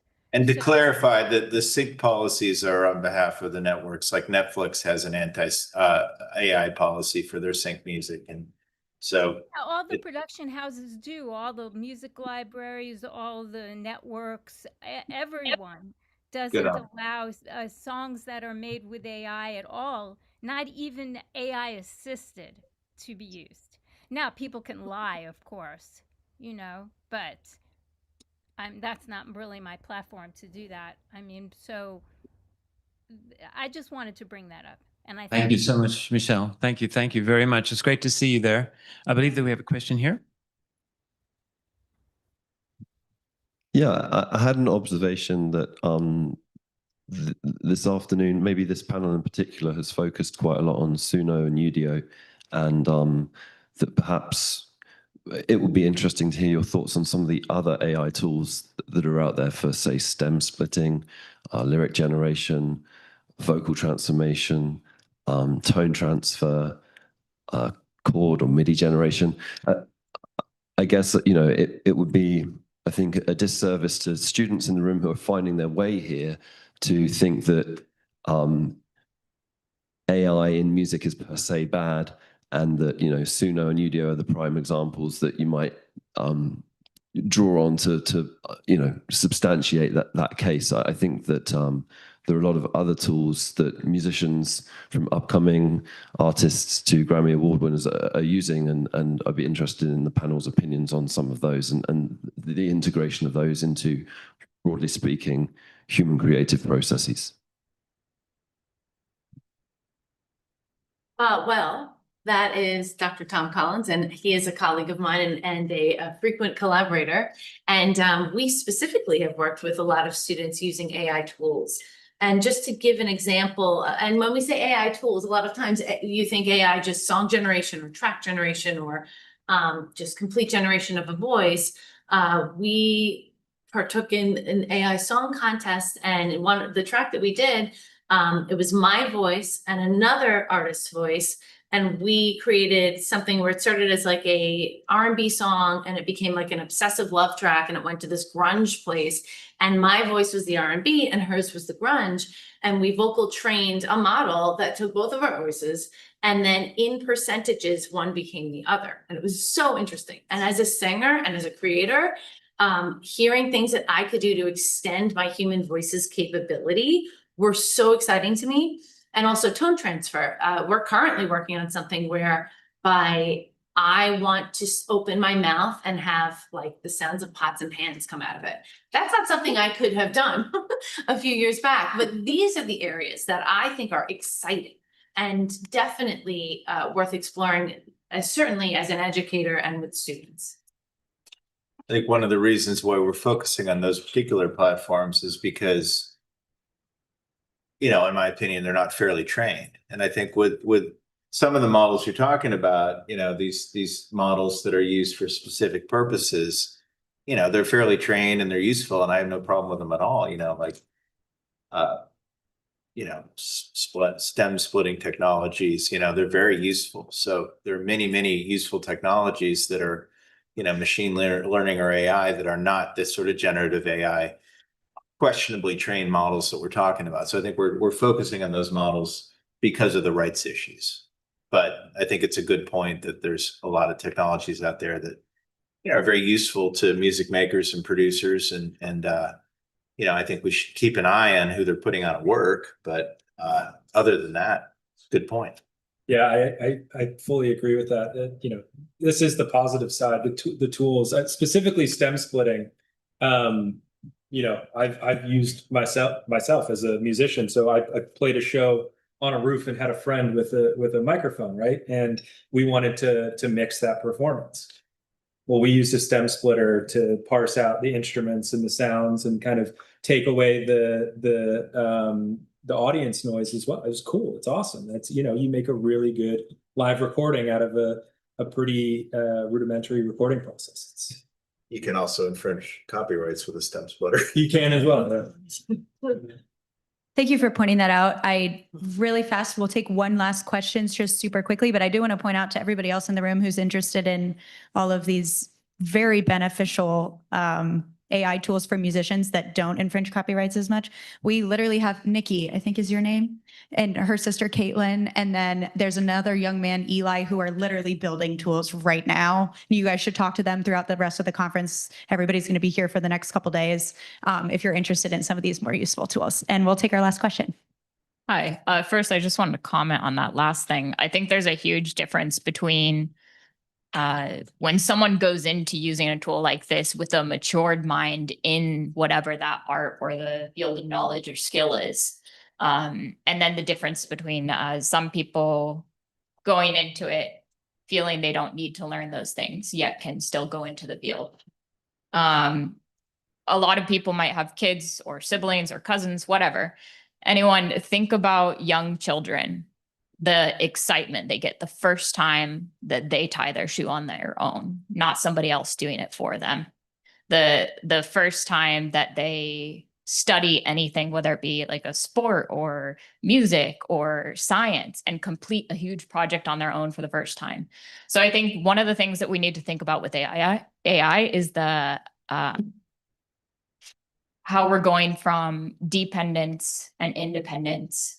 How is that affecting us psychologically? Are some people becoming completely dependent on AI in order to create? And I think that's the more worrisome side, as well as then it entirely comes from stealing. It's not just using like a filter, like you said, like just kind of adjusting the voice a bit. So it's one thing to think about. Another thing you mentioned at the very beginning was lowering the barrier of entry. And should we be thinking about lowering the barrier as a good thing? What is the barrier? The barrier is knowledge. The barrier is skill. The barrier is all those little learning to tie your shoe and doing all those little projects that lead up to it, that all of that comes to us gaining, knowledge and even empathy as a child. When we're kids, we might hit somebody because they changed the TV channel and we wanted to watch that show. We might not understand as a toddler that the impact of hitting somebody. If we're lowering the barrier, what if we lowered the barrier to being able to drive a car, or lowered the barrier to being able to perform surgery on another person, or to be able to teach a classroom full of people to perform surgery? If we're lowering that barrier so that people of a lower psychological age, and that psychological age is gained through all of that experience and all the trial and error, And also, is music just art? Music is now so much is put into it. It's not just to a room full of people and your locals. It's put out to the world. There's a lot that goes into it. We know how to get it into people's minds. It's repeated so many times. It's not just art anymore. It's human programming. And should we be lowering the barrier of responsibility into going into the field of human programming? And I think that's an important point to look at. Yeah. Great. Thank you so much. So for all of those of you that are lawyers or attorneys watching online, the CLE credit code is 393321. And before I hand it off to Elan to speak about the rest of the conference, please just give a huge hand to all of our wonderful panelists today. Thank you all so much. Great. Well, thank you. Thank you so much. Thank you, Kayla. Thank you for leading this absolutely fantastic conversation.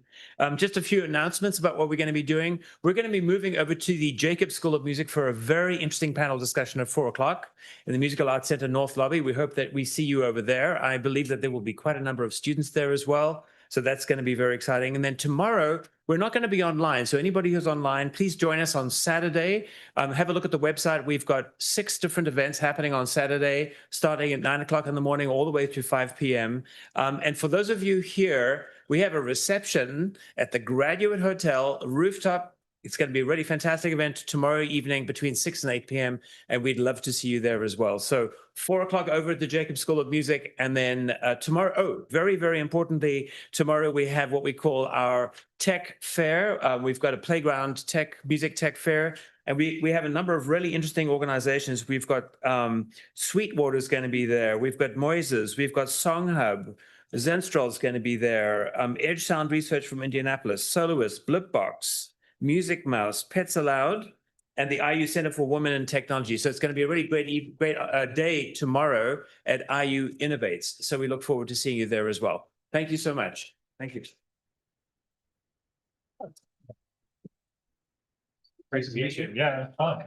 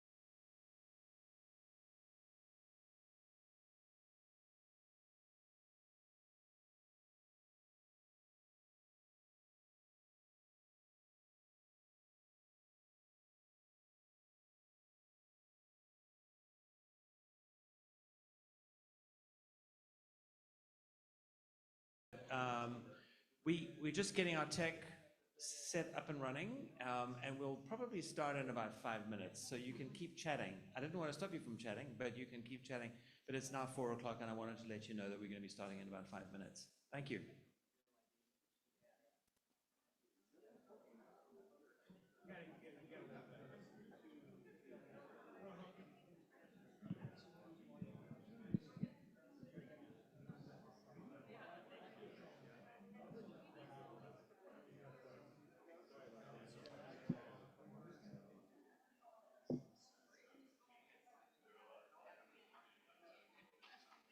Thank you for doing this. Absolutely.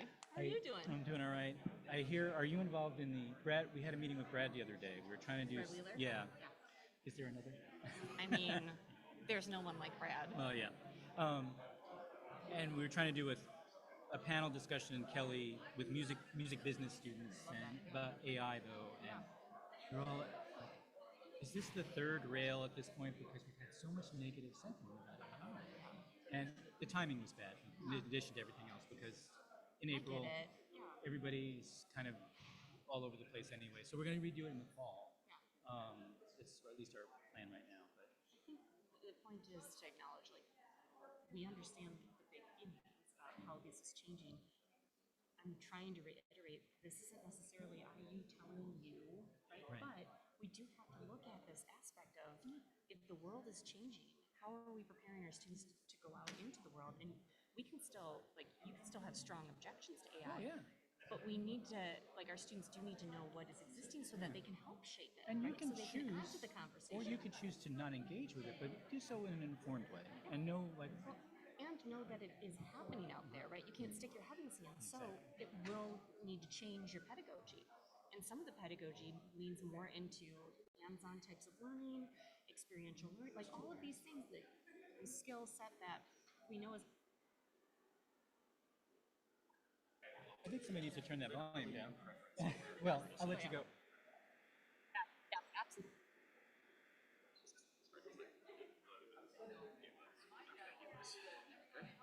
Do you have any preference on where we sit? Not at all. And do you go by Matt or Matthew, or would you like? Okay, gotcha. And, or would you like me to call you Dr. Blackmore? Oh, that's up to you. What's conventional for something like this? I think it comes down to more preference with people. Usually Matthew's fine. Okay, Yeah, perfect.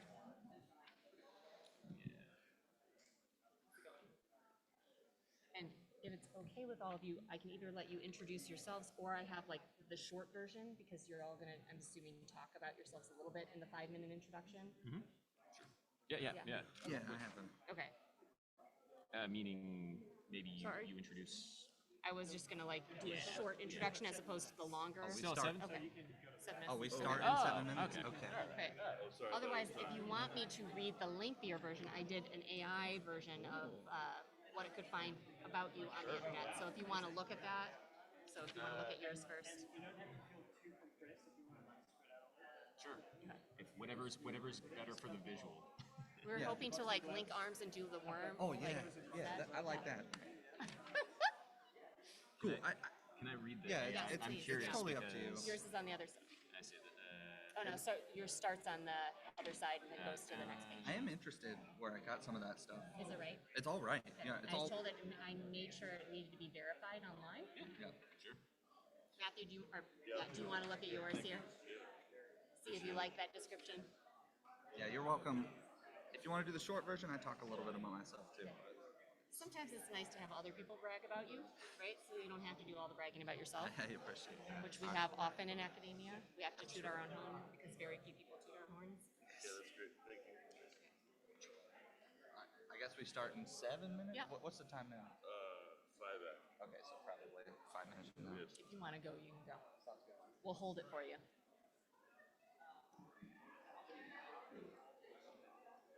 So I appreciate your sending the prompts. These aren't on, right? No. Okay. My opening remarks are, I scripted them before you sent the questions over, Yeah. but I think that they tick most of the boxes. But I did spend some time with the other questions you sent and sort of reflected on them. So It helps ruminate to prepare yourself, right, for whatever. And I think things will change. I've got the questions in front of me here, but as you all are making statements, like then I can adjust and decide who needs to answer. Although, feel free to jump in at any point in time. It's so much more interesting when it's a collage of voices and like responding. Like, feel free to respond to each other.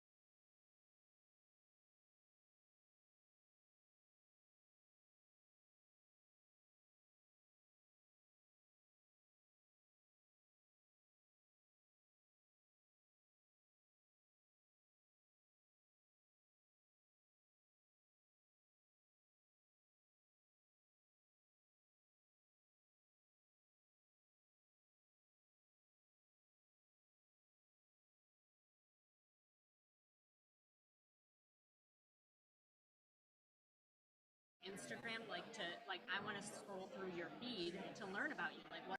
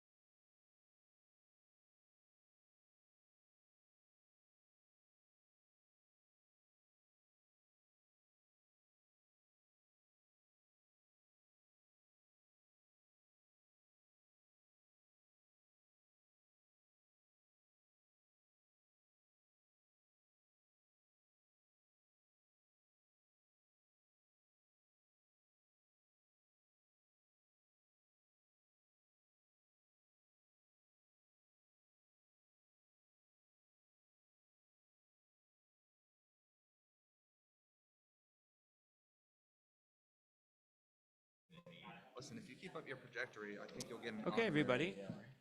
Hi, once again. Hi, everybody. It's so great to see you all. Welcome, welcome. I've got a bit of feedback here, so I think we're good. I think I'm a little hot. Not hot in the sense of being warm, but just, microphone's a little hot. Anyway, welcome, welcome, welcome. My name is Alain Barker, and I am the Director of the Office of Entrepreneurship and Career Development here at the Jacobs School of Music. Super excited that you're all here. Some of you I've gotten to know already through the conference. Some of you I've known before. We've got visitors from different parts of the country. And before I go into an introduction for today's session, I just wanted to mention that tomorrow, and we're going to be pushing out information to Jacob students about this evening as well. We have what we call a music tech playground at IU Innovates. It's going to be really cool. There's a lot of really fantastic things that are happening there. Just to go through some of the people who are going to be there, we've got Sweetwater Sound is going to be there. They're going to be talking about jobs, opportunities, internships. We also have Muse. We've got Matt Henninger from Muse here. Song Hub is going to be here. Zinstrel's in the house.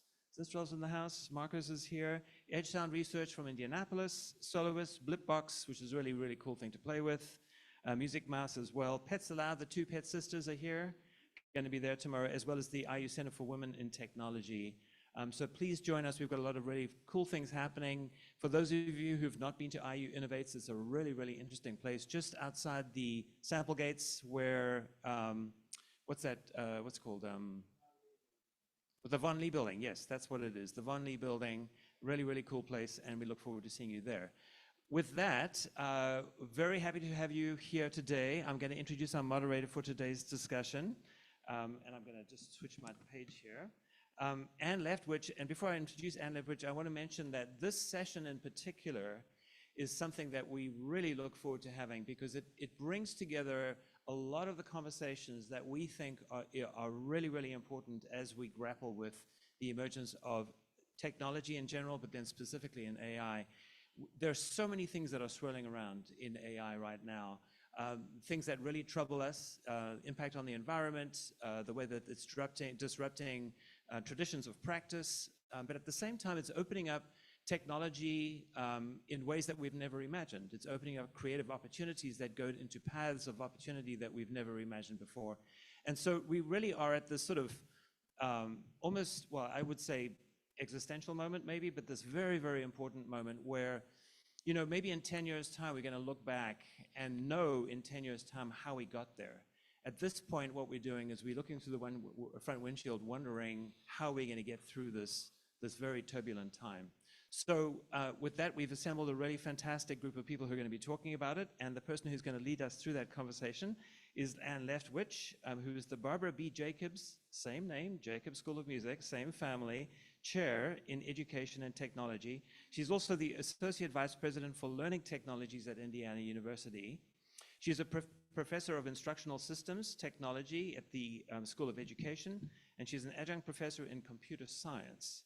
She's very involved in research in K through 12, the adoption of technology in K through 12, and also because she is so spectacular, is part of a team at Indiana University that has been working on how to strategically introduce AI as a meaningful technology, I would say, writ large here at Indiana University. And I thought of nobody better than Anne to help us lead through the discussion today. So welcome, Anne. I'm going to hand it over to you. Thank you so much.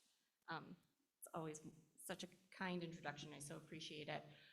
And I also wanted to share from on the music side, being very novice in the music area, but played piano all throughout my K through 12 days, did all of the competitions there, played a variety of instruments from flute and oboe and trombone, and then played trombone in my college marching band, but obviously do not have the depth of knowledge that all of these folks have today. So I'm so excited to learn from them and ask all of the novice questions. So forgive me when I stumble into something that you all probably have far greater knowledge than I do. But I'm very excited to welcome you here to this Who Owns the Muse? Authenticity, Agency, and AI in Music Creation. And we have a terrific panel for this discussion because our speakers are bringing a very different vantage points from public music education and performance, musicology and intellectual property, and music education and AI-supported learning. And that range really matters because as we're talking about AI and music, it's not just technical questions that we need to answer. These are artistic, educational, legal, and cultural types of issues that we need to grapple with. And the more that we can talk about that, the better. And so when we're talking about who owns the muse, that useful provocation, it really pushes us beyond the simple question of whether or not AI can make music because we know that it can. But the harder questions are more about when we're thinking about authorship and creative labor and authenticity, pedagogy, and artistic identity, when AI is becoming part of that musical landscape. So that's where I'm really hoping that we're going to spend a lot of our time today. And I know that this topic brings real tension. Some musicians and students are going to see AI as opening up new creative and educational possibilities, while as others might see it as threatening the value of human artistry and the meaning of originality and the conditions under which creative work is even recognized or rewarded. So the goal of today is not to force consensus, but it's really to make more room for the serious conversations around both the possibilities and the risks. And so I have three amazing panelists that I'm going to introduce. The first one is not Adam Neely in order here, so I'll introduce in order. So Eli is first. So our first panelist is Eli, who is a PhD student in music education at the Indiana University Jacobs School of Music. And according to the summit materials, his work focuses on popular music pedagogy and artificial intelligence in music learning. He has also earned degrees in music engineering from the Frost School of Music at the University of Miami. And in 2024, he represented Miami in the International AI Song Contest, exploring collaborative songwriting between humans and AI. He is also leading RockReach, which is a Jacobs community outreach initiative connecting IU students with local youth through contemporary music and music technology. Please join me in welcoming Eli. Our next panelist is Adam Neely, who is a bassist, a composer, and a music educator known to many through his widely followed YouTube channel, where he creates video essays, lessons, and commentary on music, music theory, and musical culture. The AlgoRhythyms Summit has talked about him, and we're really excited to have him here because of his work on music theory, performance craft, and internet-era musical culture. Notes that he is also trained in jazz composition at Berklee College of Music and the Manhattan School of Music, and he is a member of Sungazer, which is an electro jazz and EDM project that he shares with drummer Sean Crowder. Please join me in welcoming Adam.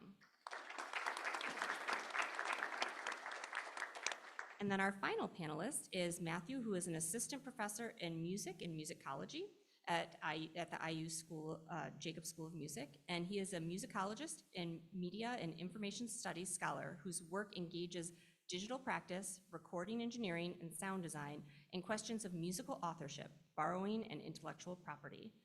IU, as being at IU, he has one of his current book projects, which examines prehistory of AI turned through hip hop and algorithmic automation of music copyright administration, which makes him especially well positioned for today's discussion. Please join me in welcoming Matthew.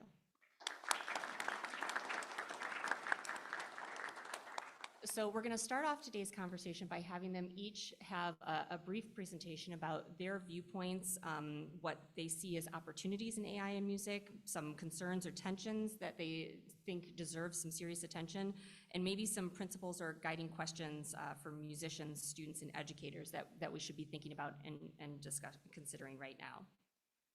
Whose slides do we have up for first? Just so I make sure I'm going in the right order and they don't have to present each other's slides. Matthew, okay. So Matthew is going to be first. Go ahead and take it away, Matthew. All right, thank you. So yes, I brought slides like a real musicology professor would. But in any case, I'm going to nod at you when it's time to switch the slides. In any case, I'm really happy to be here. Thanks so much for this opportunity. I want to begin by asking you to consider the interests of music AI stakeholders. Looks like the slides might not be online. So I'm contemplating these music AI stakeholders in terms of the relative degree of agency that they possess. So first among them are policymakers, software executives, music rights holders. All right.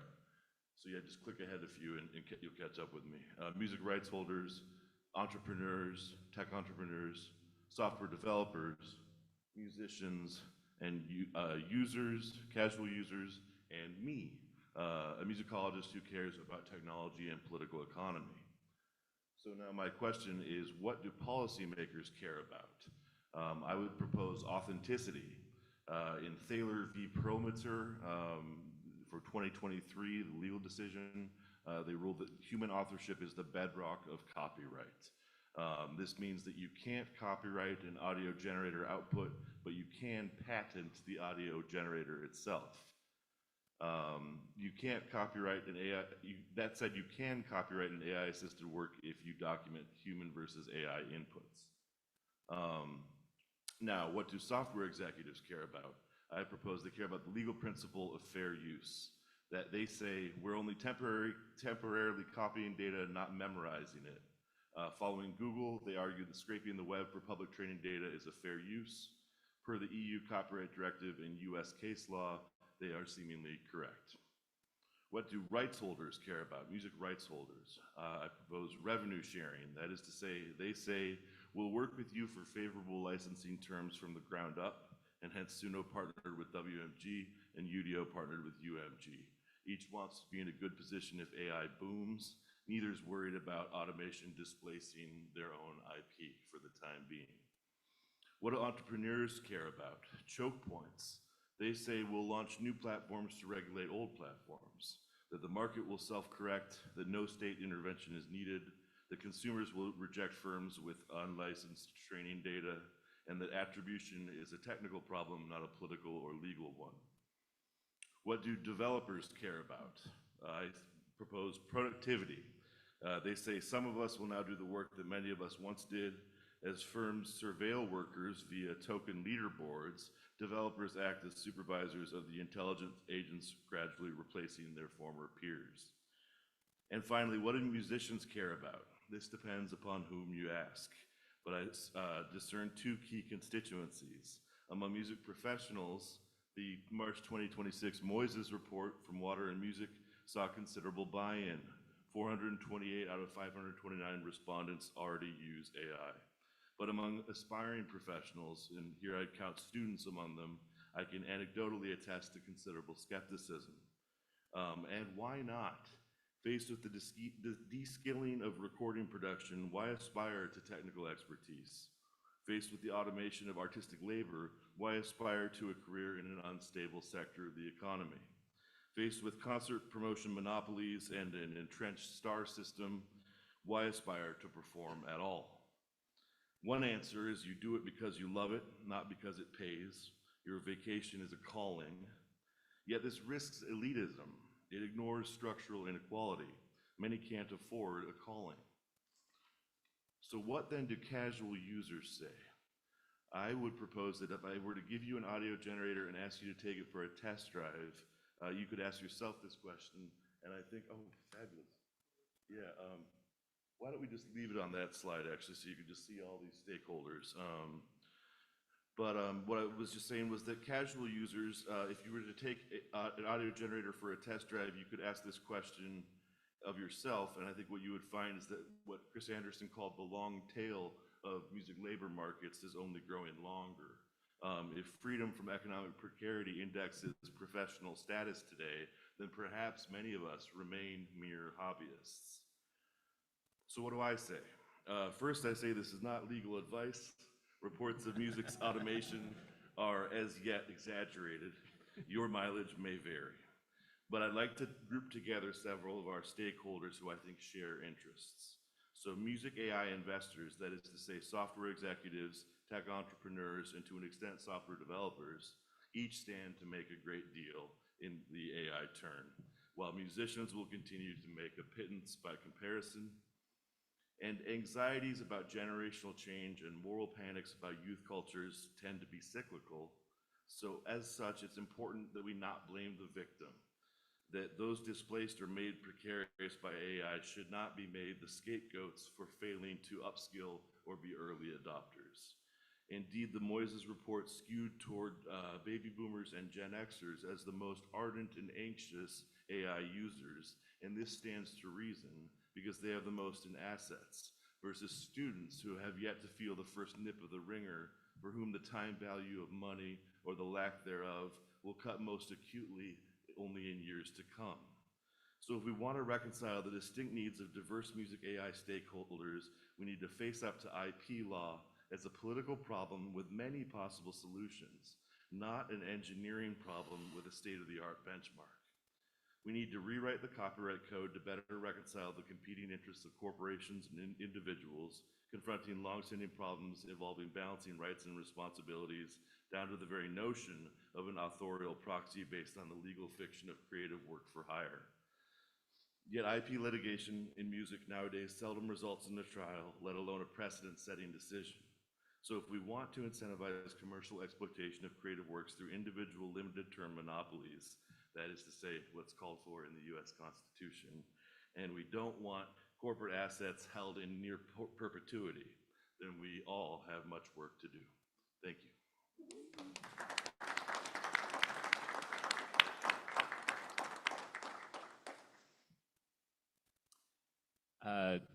Hello, my name is Adam Neely.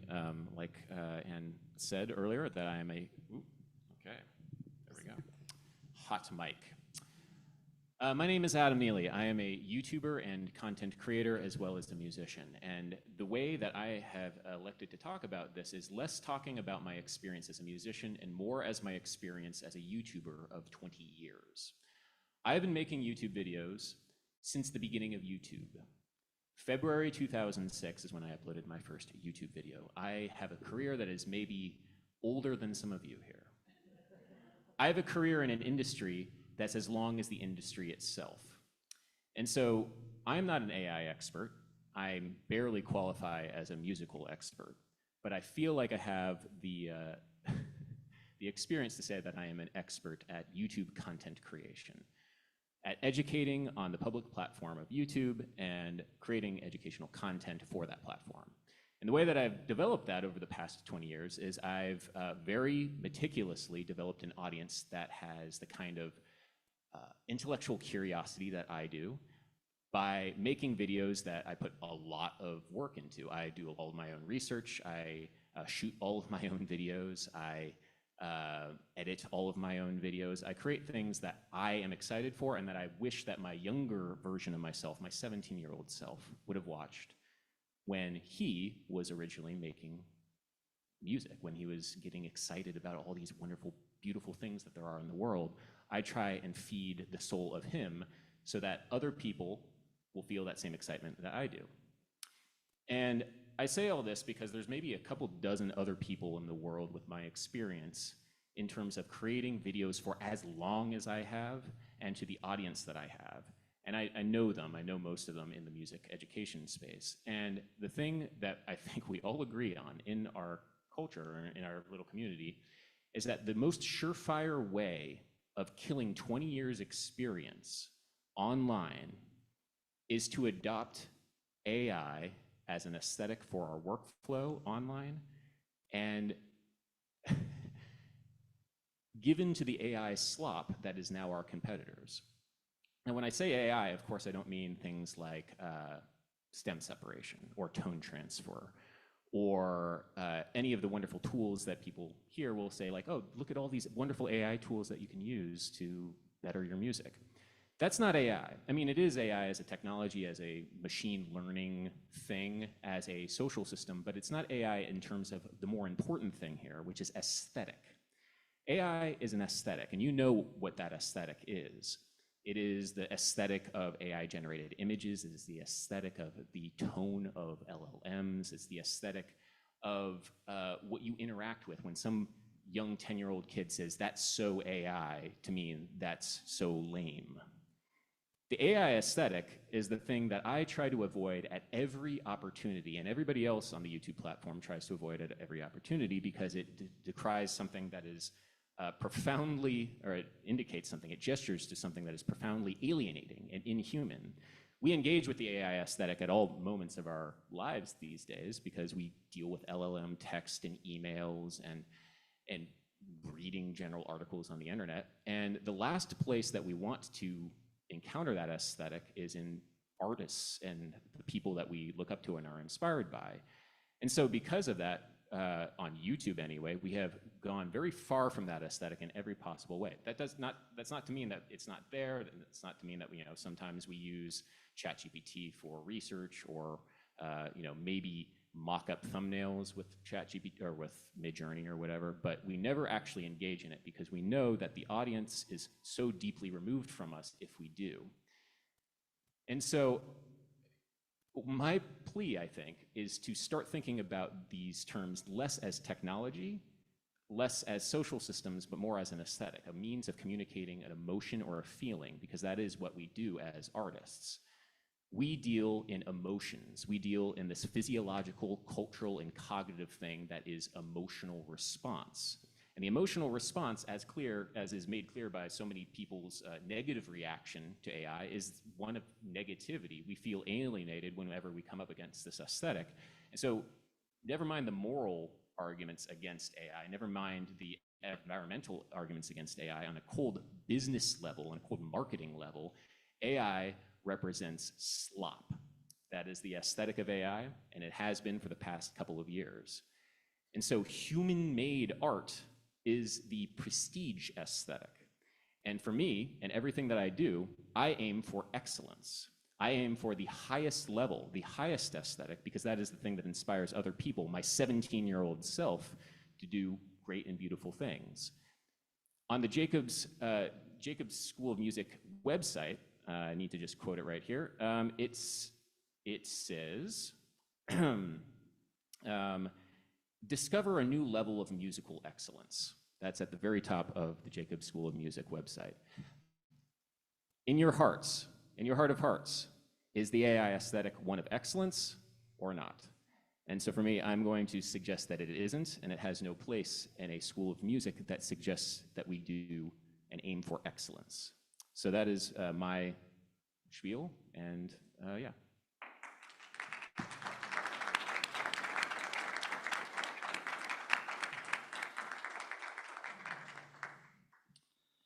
Hello, everyone. My name is Eli Yarrow, and I'm a first-year PhD student in music education here at Jacobs. The focus of my work is in popular music pedagogy, as well as the implications of AI in music and music education. Before coming to IU, I completed 2 degrees in music engineering technology from the Frost School of Music at University of Miami, where I worked at a variety of different AI-related research projects, such as placing top 10 in the International AI Song Contest in Zurich, Switzerland, teaching and researching AI music education and music technology tools with the Concerts Between Human and AI project, and developing a working neural network algorithm that estimates musical difficulty of sheet music for music educators. Therefore, I come to this discussion with a unique technical and educational perspective on this issue. I want to start with an experience that I had here recently that I think that embodies the climate and opinion of AI here at Jacobs. A few months ago, I decided to try and start an AI co-creation song contest. I was thinking that it could be a really interesting way to explore collaboration and new technologies.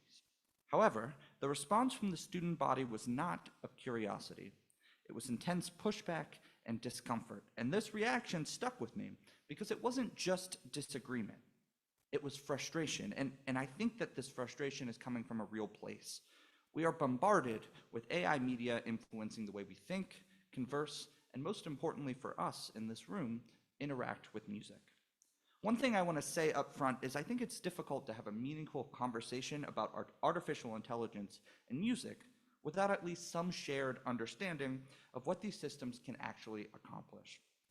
There is a spectrum of AI uses in music. Products that use neural networks to quickly mix and master recorded tracks, AI that can help you practice more efficiently, algorithms that can take recorded sounds and convert them into pitched synthesizer, code that can translate songs in different languages in real time to improve musical accessibility, and of course, the AI programs we may be most fearful of that can create full songs with just a click of a button. But I want to say, especially in a university setting, part of our responsibility as musician scholars is not just to accept or reject new ideas. It's to understand them well enough to critique them in a meaningful way. We don't need to agree about artificial intelligence here today, nor do I think we will. But we need to understand it enough to disagree productively. The biggest opportunity I see with AI is that it can function as a type of creative partner that can enhance and accelerate musical iteration. The best music, as we all know, doesn't come from the first idea we have, but from trying, repeating, practicing, revising, and hearing alternative methods. AI can expand that process and can generate harmonic variations, stylistic directions, and structural ideas that we may not have encountered otherwise. And it doesn't just make it easier, but it makes exploration of ideas more accessible for all, and can sometimes, not always, sometimes be a meaningful collaborator. However, my primary concern is not that AI will make bad music, or as Mr. Neely said, slop, but that it is able to make convincing music without the user requiring any musical understanding. A young student today can generate something that sounds stylistically coherent without any understanding of the facets of the musical style, rhythm, harmony, or form. And from an educational perspective, this is a real issue because we risk creating situations where creativity becomes more about selecting outputs than developing musical agency. My question is not whether AI is good or bad in the music industry, but how it can be used as a force of ethical productivity. A principle that I keep coming back to is that artificial intelligence should extend and enhance musical thinking, not replace the need for it. And that's where my red line is, when AI removes the need to critically think musically. I think the strong reactions recently that we are seeing here in Jacobs and academia at large points to something deeper. It's not just a technological shift, but a shift in how we see and define musicianship, and even what it means to know music. And for students like myself, I think the goal should not be to avoid AI in music, but to learn to engage with it critically, intentionally, and musically. But whether we like it or not, AI is a part of the musical landscape we will inherit. So we might as well start the journey of understanding here today. Thank you.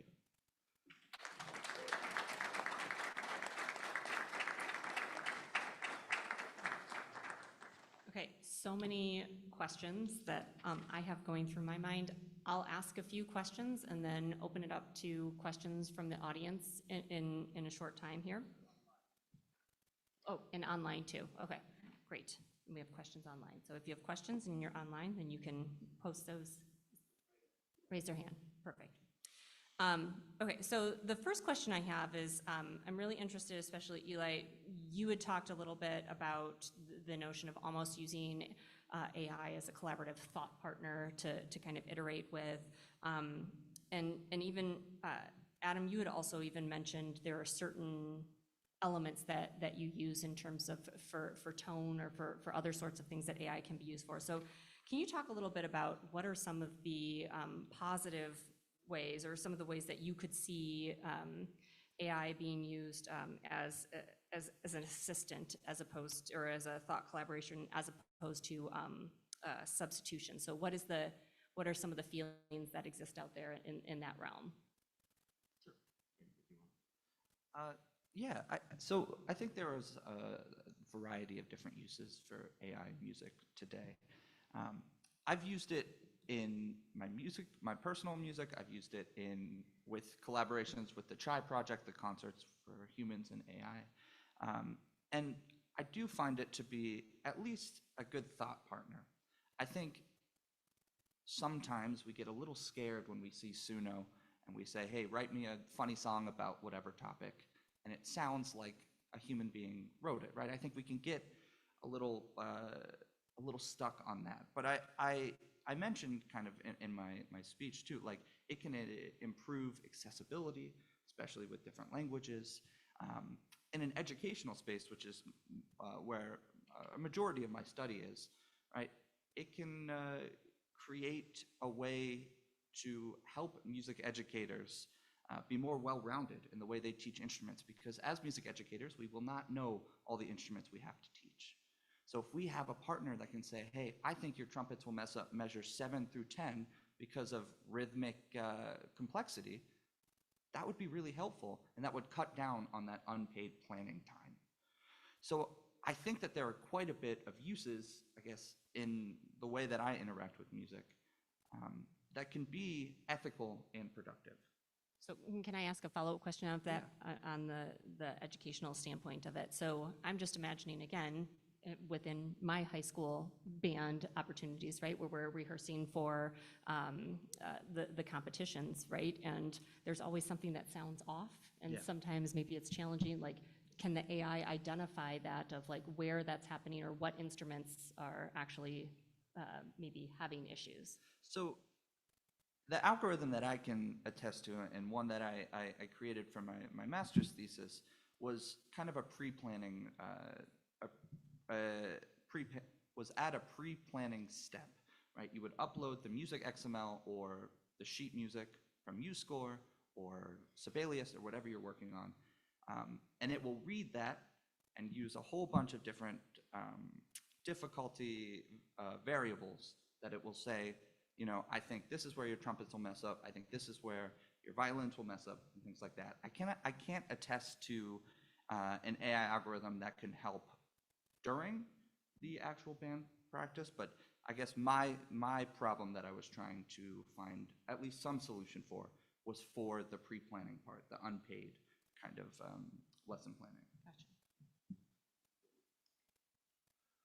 I can add that. So in terms of using AI productively, I will just say that I've been doing this for maybe the past 6 years and talking about AI, or at least machine learning, on my YouTube channel. I did a collaboration with DataBots, who is still a wonderful AI artist. The collaboration was, I recorded 2 hours of myself playing bass guitar, and they trained a neural net in the early days of audio generation on my bass playing and created a radio station that had an infinitely generated bass solo that you could go and listen to. It was really weird. It doesn't exist anymore, but it was bizarre in a very beautiful way, in the way that early AI was very beautiful to me. If you ever saw any of the early Google DeepMind image generations, there's something so weird about it that was so exciting and so cool. Again, 6 or 7 years ago.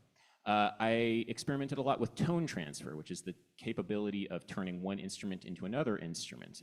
Google's Magenta, when that first came out, a bunch of YouTubers made videos exploring tone transfer, and I was one of them. On my band Sungazer's most recent record, we experimented a little bit with tone transfer, Google's, we think, ethically trained model, where we took Josh Plotner's Irish flute and turned it into a weird saxophone-like instrument. It was strange. I have been a huge advocate for stem separation for the past, again, 6 or 7 years. When Simon Franzman, the great jazz memester, created Pavarotti Saves Jazz, a great early jazz meme, highly suggest you guys go look it up, where he takes Pavarotti singing Nessun Dorma, using an early stem splitter, separated out Nessun Dorma from or Pavarotti's voice from the orchestral recording, and then on Vincero, Vincero, he changes Pavarotti to sing, he melodines Pavarotti to sing the lick. Amazing, incredible, unbelievable use of early technology. It genuinely inspired me to go to a GitHub repository and download and try and figure out how the stem separation worked. Fortunately, a year or two later, Meitus and lalal.ai, shout out to Meitus, by the way, came out, and I've been using Meitus ever since. It's a great, I love it. I love stem separation. I think it's a wonderful tool. It's a very practical tool. It doesn't really have that AI aesthetic that I was talking about, although you could talk about like the artifacts or whatever, but stem separation to me feels like just a radically different approach to what we mean by AI. What we mean by AI is largely what was just said, was a collaborator, somebody to, or something by which we can bounce ideas off of, an idea generating machine, which is, you know, what another musician is. Music is a social art form. Why are we replacing musicians with AI? Like, on a very fundamental level, this is a music school. You get a bunch of musicians in the room together. Why don't you just use another musician as an idea generator? Why do you need to isolate yourself from your musicians? And so every indication of AI as this idea generator, as this skill de-skiller, like the idea of listening and maybe AI can figure out who in the room is not playing correctly. Well, band directors and musicians, through their training, they know your ear is your training. And so by relying on AI tools, you're de-skilling and you're being alienated from your fellow musician. And so when I say that I'm like an early proponent of AI and I am a proponent of AI tools, I mean it. Like I very firmly believe in the power of technology to expand possibilities and do new and cool things. But when the big selling point of the technology is that I don't get to make music with other musicians, that's not a technology that I want to engage with. And so I reject it purely for that reason. I want to make music with other people, and to this day, I still don't see how commercial generative grade AI lets me make music with other people better than just making music with other people. And so that's my perspective on it. I see the benefits of machine learning. I don't see the benefits of commercial generative AI like Suno. I'd like to reflect on a historical perspective, I guess characteristically, and I invite you to remember autotune, right? Like, and the moral panic that accompanied Antares Autotune and Salomone's Melodyne when they arrived, because after all, a vocalist ought to have intonation training and be able to pitch themselves, not rely on a plugin to correct their pitchy vocals, right? And yet, in no time, autotune became standard. It's not, an industry standard. It's so ubiquitous you don't know you're hearing it, right? So we've come to accept autotune, but we didn't at first.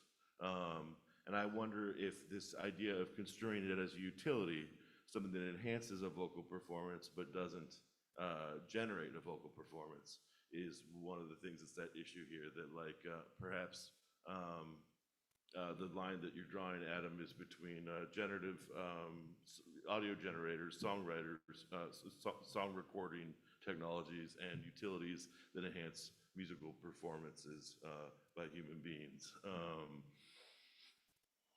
And then I would just add, I guess I'm eager. I appreciate what you said about the early AI, but maybe we can clarify terminology at some level, because what pitch correction is artificial intelligence, but it's not reliant on neural networks and machine learning, right? So we've been living with different forms of musical artificial intelligence for much longer than AI has been an advertising buzzword, so I invite you to think about the potentials that we haven't discovered yet. One of my big concerns is that audio generators are built now. Suno version 5.0 has a robust set of guardrails that prevent you from using it to infringe upon copyrighted works in any kind of way. And yet, as many people have observed, musical creativity relies upon some amount of inspiration from what's come before and some amount of borrowing, musical borrowing of ideas, of motives, of some kinds of musical raw materials that are reinvented through the compositional process. And Suno is resistant and allergic to that in version 5.0. And that's in part because version 3.5 was making accidental copies. It was reproducing, it was inadvertently memorizing training data and outputting it. And so that was a real hazard, real liability from a legal perspective. So what I await and what I call for and encourage and I'm excited for is when someone figures out how to circuit bend the audio generator, when someone figures out how to get past, subvert the guardrails and produce something odd, something that is not regression towards the mean statistically, but is innovative in that it doesn't do what the technology is meant to do. It does something else, something new. I look forward to that, and I'm sure it's coming. If large language models can hallucinate poetry, then surely audio generators are going to produce some kinds of interesting new aesthetic effects that we have yet to discover. So that's my hopeful perspective for, on Suno. And I do think that brings up interesting parts around creativity, right? And so if we're thinking about large language models as the example, and with ChatGPT being so heavily trained on Reddit posts, and knowing that we possibly don't want humanity to act like Reddit posts, what does that mean for music generation and what music is being trained on, right? Some of the interesting things that you were bringing up before, Adam, around like Japanese jazz and different things that may not be part of the everyday listening of individuals, and what that means to influencing what people are hearing or what that looks like. So I think I'd be interested in what are your thoughts on the creativity aspect, and where do humans still have room to contribute and grow and shape some of these AI tools? Sure. I mean, Dr. Blackmore just said regression to the mean, which is unfortunately, or fortunately, we'll say, the tendency for like commercial generative AI. I just want to share an anecdote from 3.5, which was one of the earlier models of Suno. Just for fun, I uploaded a version of my band's songs into the model. Basically, what you can do is you can upload a small portion, a small example audio, and then Suno will continue to realize more music in the style that it detects. And what was fascinating to me about 3.5 is that every time I uploaded a version of my band's song, it started sounding identical to another band. And that band is Pliny. Pliny is an Australian guitarist that we collaborate sometimes with. Fantastic fusion guitar player. And every time I was uploading my band, Sungazer's music, it started sounding like Pliny. I'm like, why the hell is that the case? And like some really it's specific knockoffs. Like it was too close. Like, oh, that is very clearly like Shiny Eyed Babies, like, or sorry, that's a Bent Knee song. Electric Sunrise is the name of the Pliny song that kept sounding like. And my thought was that it kept hearing the snare. We share a mix engineer, Pliny and my band.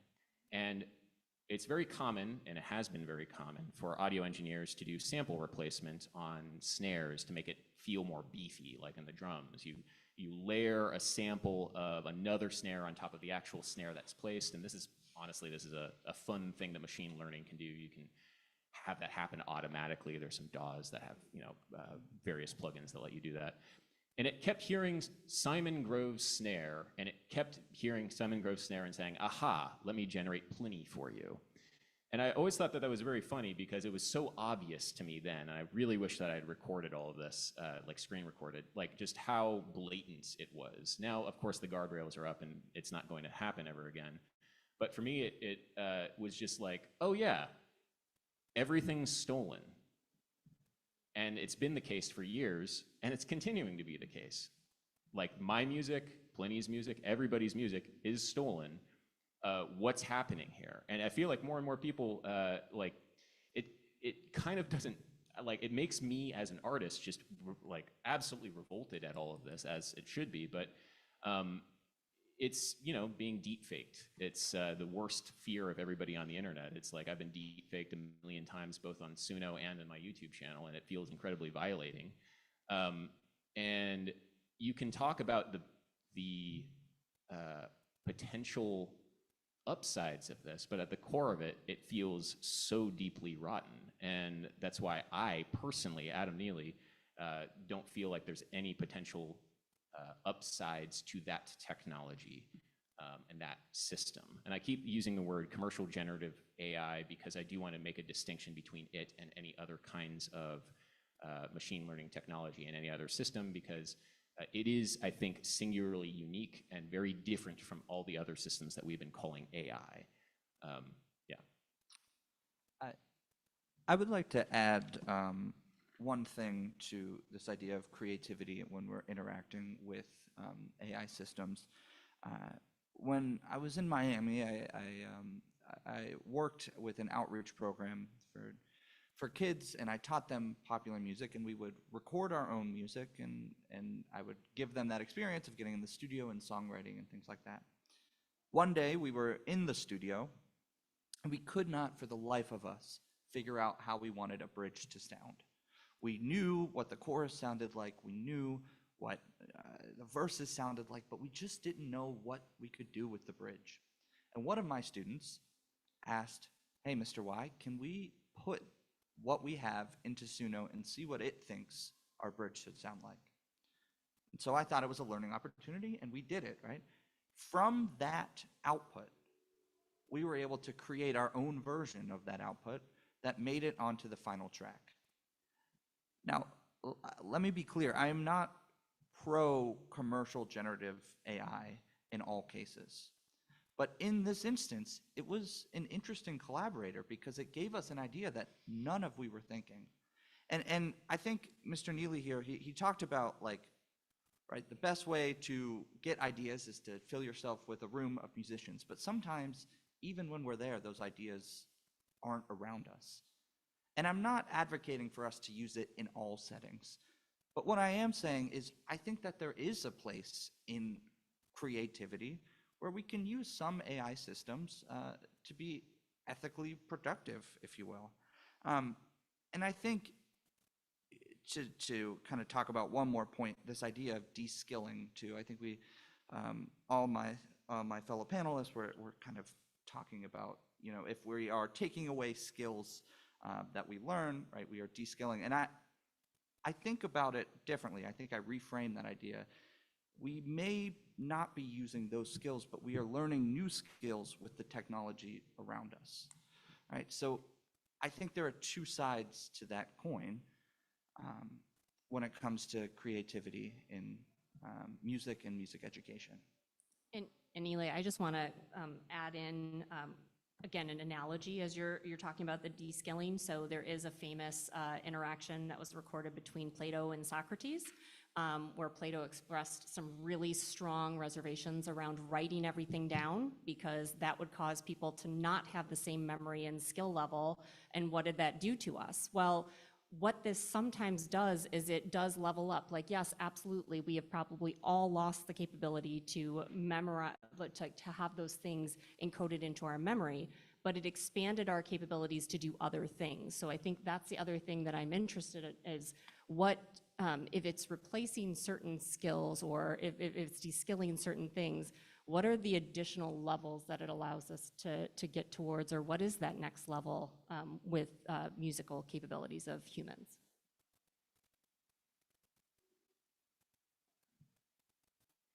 That's a great question. Weird, yeah. But I think my instinct is to actually kind of you can take it in another direction. Post slightly and Yes. talk about labor arbitrage, because one of the things, Yes. Much more interesting. What I mean by that is that one of the things that de-skilling affords is that you can get something produced for less in the labor market. It costs less if you don't need specialized training to be able to do it. So I do think that with audio generators, Suno and Udio are, you know, interested in the competitive advantages that they can secure for their firms if they are able to get people to see music as something that is free and see music as something that doesn't require compensation to the people who make it. That's my instinct in terms of how to respond to the de-skilling question. But I invite, I mean, as far as what does it recuperate? What does it invite us? What new skills does it invite us to possess? I'm less sure there too, because I like to tell it with my undergraduate students in the past. I've played with a game where I say, "Can you design an iPhone on an iPhone?" And my point is that no, you really need to develop software. Can you design an iPhone app on an iPhone? Coding on an iPhone is pretty difficult, right? But you can do so with a computer, right? So I think that to some extent, these tools are walled gardens. They are, sandboxes that we can play in, but they don't necessarily, they seem to be purposefully designed with guardrails in place that keep us from inventing the next iPhone with our own iPhone, as it were. So yeah, just some food for thought. I'm glad. Oh, hey. I'm glad you brought up the Plato talking to Socrates. That's from a dialogue called the Phaedrus. And I know this because my partner is a Plato scholar. And we talk about this quite a bit, about what it means to de-skill and what it means, what we lost when we forgot how to memorize things. And the argument is quite simple. It's we, in this era, consider writing to be a good thing because we grew up in a world with writing where we didn't have to memorize everything.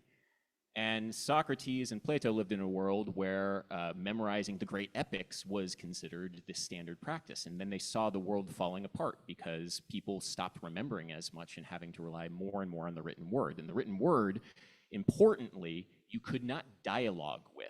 And that was the scary thing to Plato. You could not have a conversation with the written word. It was immutable. It was something that was set in stone, and there could be no further learning from the written word because you couldn't go back and forth with it. And today we think of it as being a very useful technology. It's how we know history. It's how we know about Plato. So there's that. But then there are also societies where they have an unbroken oral tradition where they don't have writing and they do remember it, and everybody remembers their history the same way that we have to look down at our phone to remember where we're going, like 10 feet that way or 70 feet that way. We have no idea because we have lost that ability. We have been utterly de-skilled in certain aspects.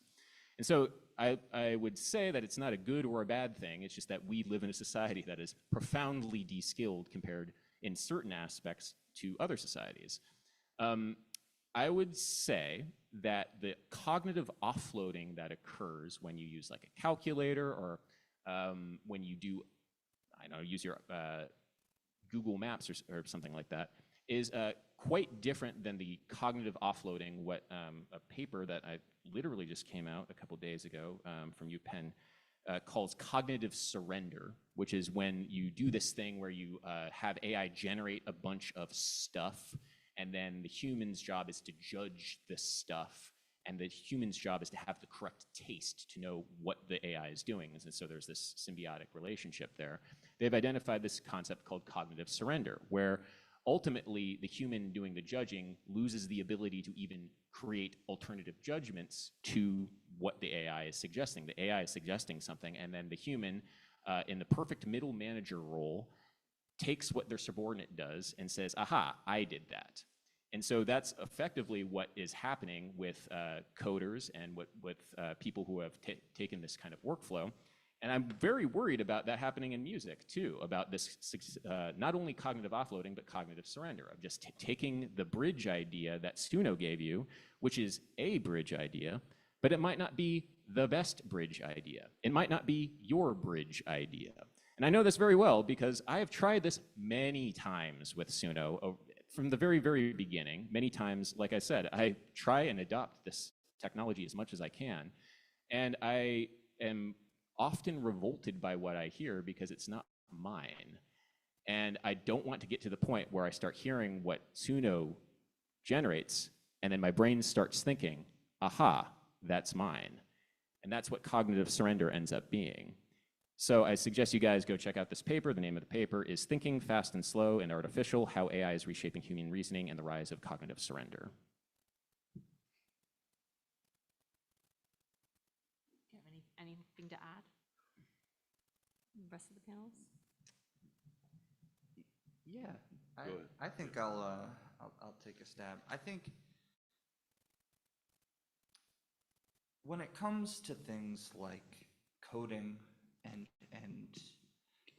maybe even music making in general, I think there is a barrier between quite a few different aspects. I think we can talk about socioeconomic status, we can talk about race, we can talk about gender, right? Why are we getting into why are we getting into music school now? How are we getting into, university for coding? And a lot of variables had to be at play for us to be successful in this case. And I think sometimes AI can take away some of that, some of those barriers, right? The kids that I was working with in Miami were kids who were considered under the poverty line, right? They did this program because it was free to them, and I was able to show them the myriad of different ways kind of we can make music and be successful. And I think another analogy too is coding too. Coding is a very hard skill to learn. Speaking from experience, I was very, very bad at it, but I was taught using AI as well as the professors around me to be able to create a product that I was proud of. And so I think when we think about this too, I agree with my panelists to an extent about offloading our cognitive ability, but I also think that it can be used to kind of equalize the barriers that a lot of us come into this profession and academia with as we, as we started and grew up in. And I think I would say the equity argument, or at least the ways that we've been talking about it within K-12 education, if you haven't utilized Google Notebook before or seen that particular tool, that's one of my favorites to use, because I can upload different PDFs and different materials and then be able to create customized podcasts or materials that are specific to my interests, the way that I know, that I learn, that I do things. And Adam, you had talked about kind of creating things for your 17-year-old self to be engaged in whatever that might look like. Is there a way in which AI can help facilitate to maybe reach other individuals, looking at the panel of individuals up here, right? There's a specific demographic, specific experiences that we may have had that we may not have had access to. Is there any way in which AI helps us to be able to take things, translate it, look at it from a different angle, or approach it from, is there anything there that helps within the music sector? The most apt to talk about this. Yeah, so we are seeing a few kind of AI algorithms now that can help us learn instruments. It can hear what we're playing. It can hear when we mess up. It can notice, whether our fingering is wrong or something like that, right? Music lessons in and of itself are very, very expensive. And when we don't have the ability to get a top tier music educator, we look to the internet. We look to these new kind of AI tools that might be able to help us. Where it says, like, look, how about you learn how to do this instrument by learning hot cross buns? Yeah, right. And I think too, it's the same way with language as well. Duolingo is widely known to use a lot of neural networks with the way that they teach language. And so I think in the education sector, there's a huge market for these type of tools that can help break kind of those barriers when we're first starting to get into some of these fields like music, fields like language, fields like coding, kind of whatever you can imagine. I think AI can kind of help at least ease in those barriers a little bit. And maybe even giving you, instead of hot cross buns, a Whitney Houston song that people could jam out to learn the song, to learn whatever the instrument is. Exactly. That was Adam was talking earlier about what songs are being it. So I think being able to open this up to both individuals to be able to ask questions, there's a microphone right there, or for those of our friends online, just come on up. This is not a raise your hand situation. This is a walk over to the microphone and wait there until you can ask your question. Sounds good. Can you, whoa. Yes. Okay, sorry, that's It's loud. a hot mic. Okay. All right, so I typed this out just a moment ago. So my question is primarily for Mr. Neely, but it's, I guess, just directed to everybody as well. So just for a little bit of background, if that's okay. So I personally agree that I don't really see a benefit to like a commercial AI. As a published classical composer and a person who's written an indie pop album, I agree that like I'm just not a huge fan of like the slop aesthetic. And I do see like AI music, and I do see it as different from stuff that's created by humans. I also, as a music educator, the idea of cognitive surrender in various aspects of music is really kind of terrifying to me. And I just like, this isn't the question, but like ultimately, like, what's the point of what we're doing here with musical excellence if like just there is this specter of AI slop that is threatening to like just move in? And like, you know, like it kind of gets to the labor arbitrage thing as well. So like we've seen that like live music has been replaced with samples in so many TV shows and now even movies from like really high budget stuff. What's to stop film studios from kind of doing the same thing with composers and AI which would be obviously way cheaper than hiring a composer.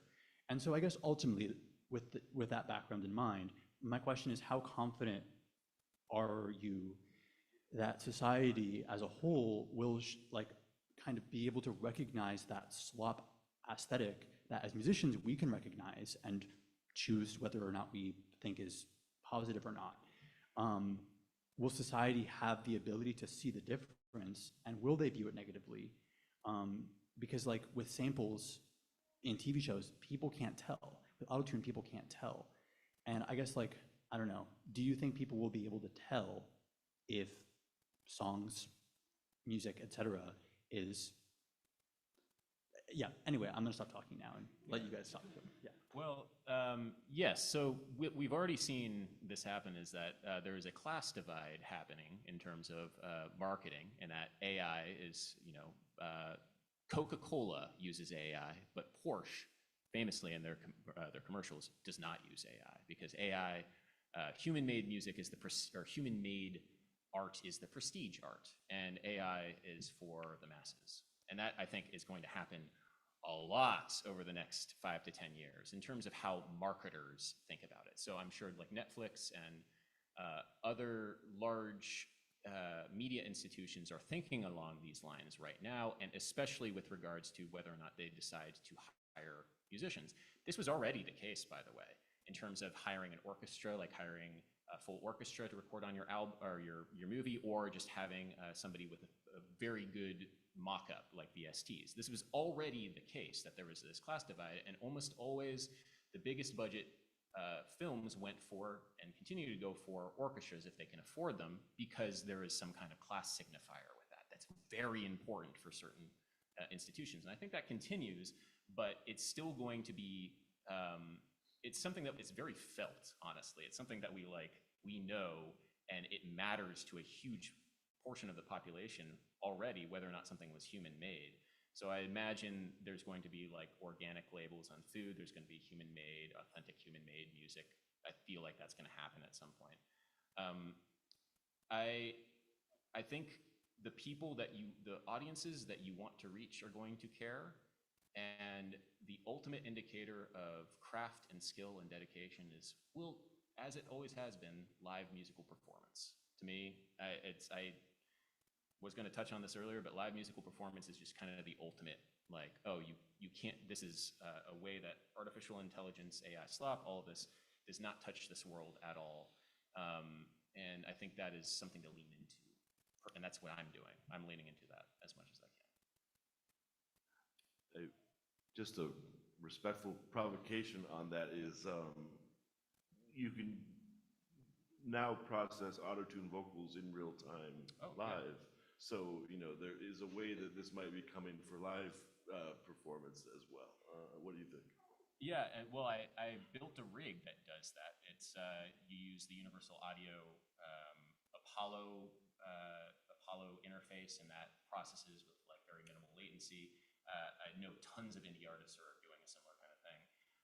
You can really tell in a small room whether or not somebody is using auto-tune live. You can really tell, like not on film or whatever, but you can really tell if there is a small room like this, if somebody's using auto-tune live. You can't fix the air. At some point you can. At some point, Melodyne will reach into the air around you, but that is my, basically I'm arguing for small concerts. That's the ultimate indicator, small concerts. Thank you. Hire your own personal musician. I think also to your question, and one of the biggest things that I kept coming back to is this idea of education. If we don't know what is AI, if we don't know how to see what is AI, then we won't be able to have a real conversation about it. Right? So our job as people who are interested in this is to teach the people around us, right, how we can tell what is AI or generative commercial AI, right? Because if we can't tell, then it's hard for me to imagine us ever being able to have a productive discussion about it. All right, moving to our online. Ryan, you're up. Hi, folks. This, I think, kind of ties into the question that was just asked. With corporations largely using AI and generative AI as a cost-cutting measure, how do we see the impact on musicians that make money on stock and jingle music? And what should we do to prepare ourselves if live music isn't always an option? You know, if we're just trying to make ends meet, what should we do as musicians to increase ways for us to make money with our craft? Thank you. Well, I have thoughts on this. I'm not going to say who this is, but a friend of mine who is an unbelievable fusion musician. He's one of the top of his craft. Recently lost his gig doing stock music because everything just went to AI. And so because of that, he has now gone on to other opportunities in his career. I'm intentionally keeping it very vague, just not to out this guy, but it's already happened, I feel like. It's not a what if, it's like the stock music industry has already been completely flooded with AI slop. And it's a real problem, honestly, for a lot of people in that industry. And also the people who use stock music, because the stock music then is AI. Like, I run a YouTube channel. Sometimes I use stock music. Sometimes I go to Epidemic Sound and, you know, find some background music. And now I have to contend with the fact that most of it is AI, and I'm just like, I don't want to even use your company anymore. I don't have any answers on what's the best thing for musicians to do. I can only say that we can build the systems and culture that we want to see in the future, and for myself, that does not involve generative AI. I would make a call for copyright reform, per what I was saying earlier, and to get there requires a public mandate, and to achieve a public mandate requires organizing and mobilizing politically. And I can tell you that in the abstract. I don't know concretely what that looks like, but I think that it's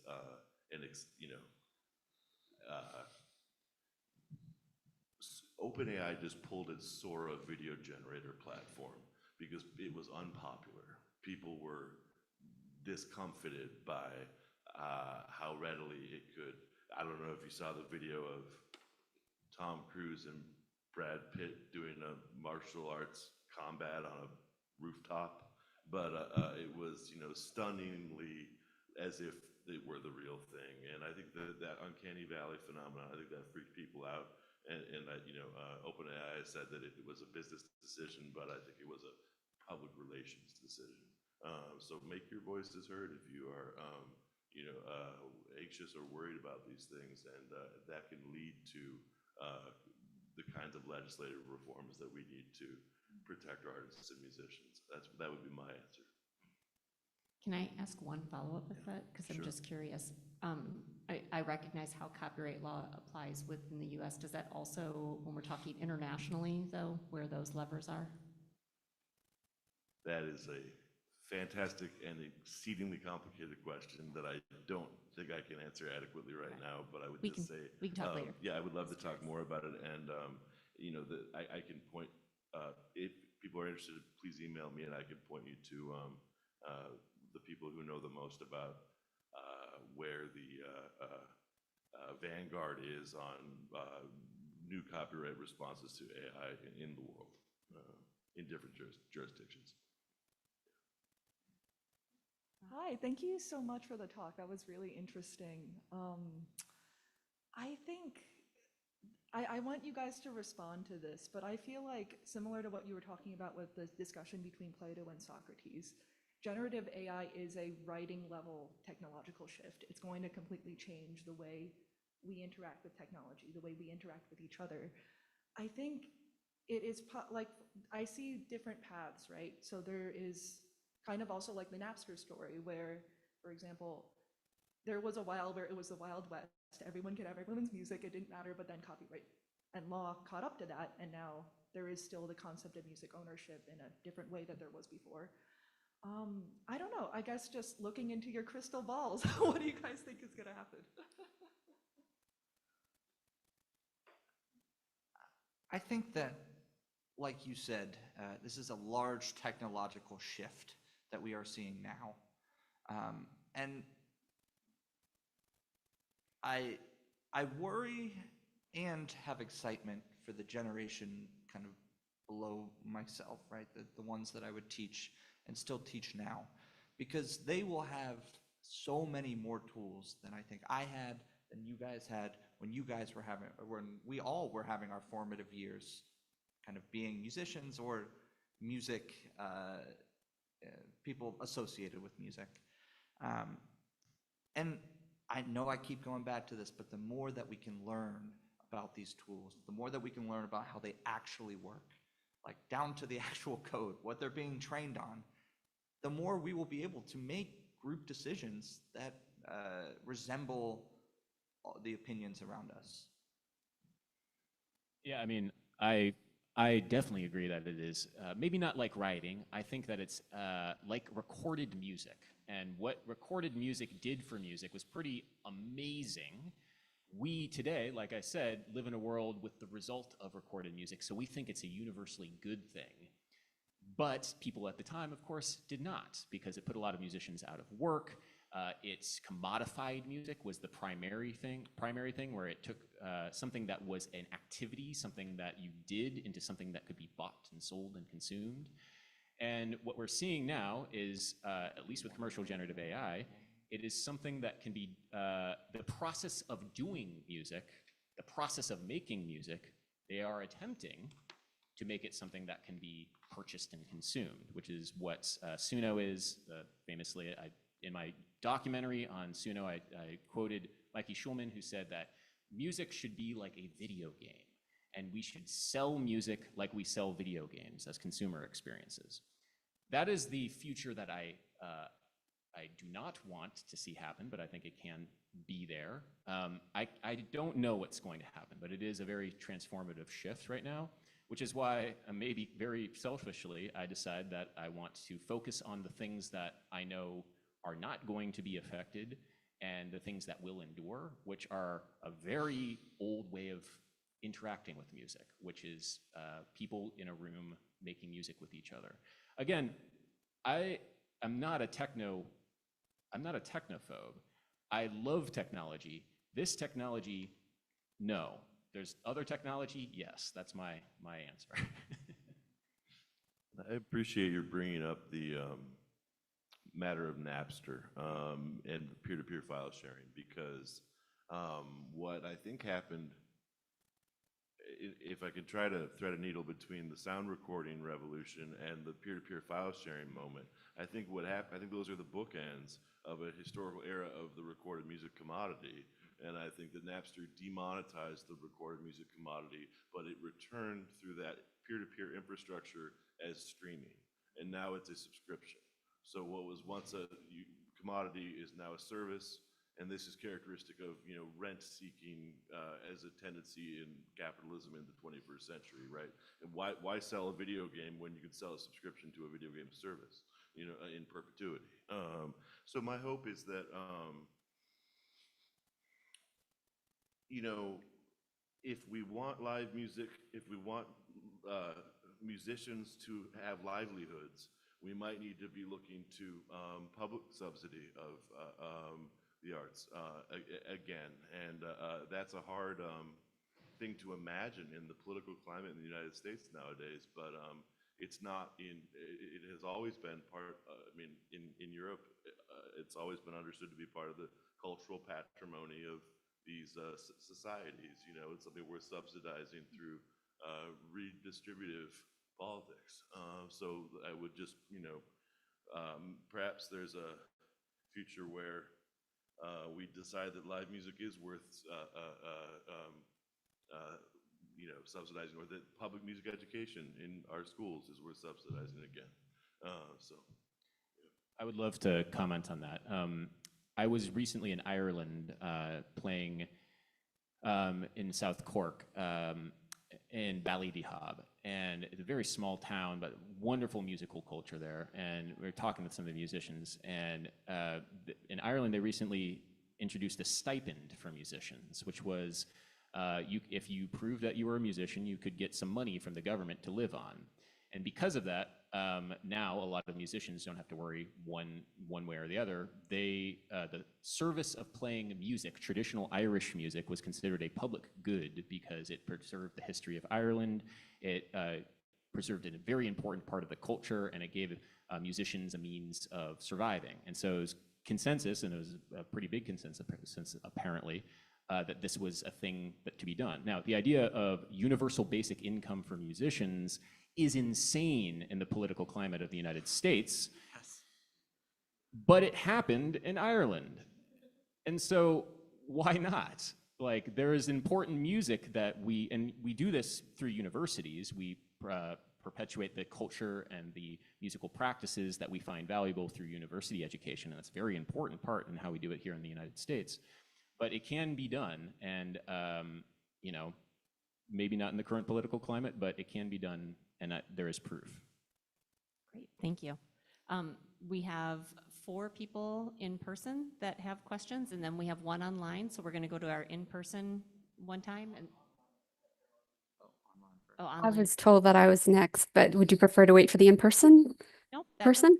Nope, okay, great. Thank you. Thank you to everyone on the panel for your comments. First, I want to thank Adam for saying that AI slop has no place at Jacobs. Unfortunately, we have had it. We had AI slop as the backdrop for an opera production last fall with a Ravel's opera, The Child and the Spells. And I know that I was one of many students who were upset by that. So if you hear push about AI, it's the lack of taste in how it has been operationalized at our institution. I guess I have a question about a couple of terms. One is, well, not one. I want to clarify one, and I want to ask a question. First, rent seeking is not the same as subscription as a service. I do Bloomington School Political Economy in addition to being a musician, and rent seeking in any economic sense specifically means going to the government to seek subsidies. That is rent seeking. And now my question is about this idea that creative works for hire is a legal fiction, which is something that Matt claimed in his opening remarks. I did a quick survey in our Zoom room. That was confusing to people. To me, it sounds like a musicological fiction. Please clarify what you actually mean. Thank you. Thank you. Can you hear me? Yeah, good. What I mean is that the law as such is socially constructed, right? It's not anything more than our best effort to seek justice in our society. Does that answer your question? I'm not sure that attorneys would agree with you on that, but no, I'm sorry, it does not clarify it. I think it's wrong to claim that it's a legal fiction because when you study case law, works for hire comes up all the time. In fact, that's what attorneys do. They sort out what works are copyrighted versus what works are works for hire. And Jacob students deserve to know those distinctions. Understood. Thank you. Okay. To our next in-person. Yeah, thank all 3 of you so much for this, and I thank you for moderating as well. This has been a fantastic panel. Eli, the question is mainly for you, because I come back to this idea of using AI as a pedagogical tool, right? And I see 2 distinct things that you're talking about. You talk about, clarinetists getting pedagogical advice from ChatGPT, right? I taught an elementary school band for 3 years. I'm a very bad clarinetist. And one of the things I couldn't do is I couldn't go over the break, which is something I think we will all understand if you took beginning woodwind technique. And I can imagine, 21-year-old Isaac going, ChatGPT, give me 5 examples of exercises that I can do to help me go over the break.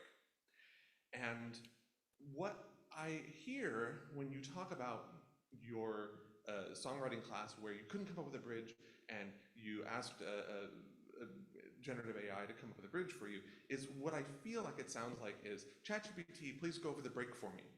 And I feel like that's not going to teach me how to do the thing that I need to do to become an artist and become a musician. And every professional composer and arranger and creative writer that I know has run into writer's block and run into not being able to finish creating the thing that they want to create and developing strategies for getting through that. And I guess my question to you is, do you see that a difference between using it as a pedagogical tool to prompt learning and using it as a pedagogical tool that maybe is de-skilling skills that are universally relevant in the professional world? Like, how do you square that circle? Yeah. Yeah, thank you for your question. As a fellow music educator, you and I both know the struggles of trying to teach an instrument that we are not very good at, right? And I think that just like, I suppose using the internet to get people's warm-ups and exercises and things like that, ChatGPT or, any sort of algorithm that might help in an educational sense is just a tool, right? And if I have a hammer, I can hammer a nail, or I can throw it at the wall and make a big hole, right?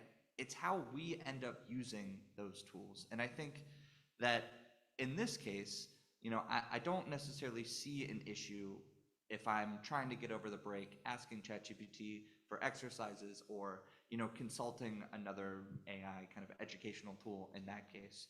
And I guess, let me clarify too, like this is not asking Suno to come up with a bridge for me is not something I did all the time. But in that moment when we had limited recording time, right, we weren't able to be in the studio for hours and hours, that was an interesting alternative that I thought maybe could work. And, we definitely took inspiration, and I know Dr. Blackmore talked about this idea of borrowing and getting inspiration from other songs that are previously out there. But the final product, you could tell the inspiration from Suno was there, but it was different, right? It was humanized. It was our own unique thing.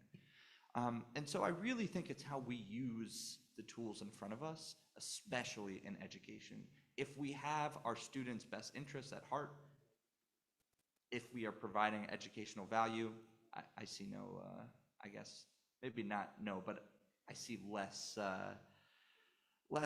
negatives than positives in this space. Well, and again, to clarify, you didn't take the bridge that they had suggested and just use that and insert it, right? You used it as a way to help get unstuck or to think of something different. So it could just be looking up something else, but it's finding similar to what Adam had said about they find the similar beats or artists to be able to relate or whatever that might be. Finding the patterns, that's something that AI is very good at, right? Recognizing patterns and suggesting what it might look like. I think the interesting piece from the educational lens could be, let's talk about why it suggested this bridge. How does it connect back to this? What are some of the musical principles that are connecting these two things together? Is that 100%. Thank you for your question. Yeah, thank you. next? Hello. Thank you all for being here. Appreciate all your insights. My question is sort of relevant to the question that Isaac asked. We talked about de-skilling and how people use AI to teach them how to do things like code or play an instrument, as you said. But my question is, how do we see this affecting the future of teaching or education?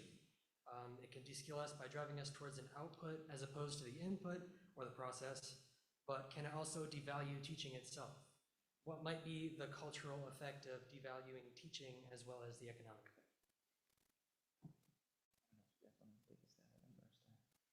effect? Well, I'll just say this, that I'm probably the least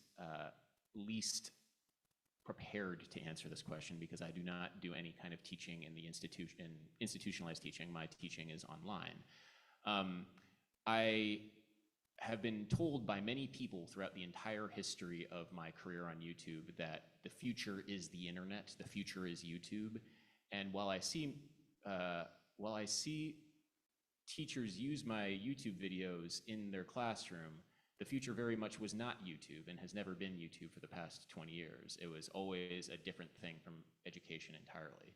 And so I'm just speaking from my own experience, when you're looking at the new shiny tool as a replacement for the thing, be aware that YouTube was supposed to change and the internet was supposed to change how education was done. Software was supposed to eat the world. to quote Mark Andreessen, and it largely did not do that in education. I don't know how AI shapes up, but it might, so.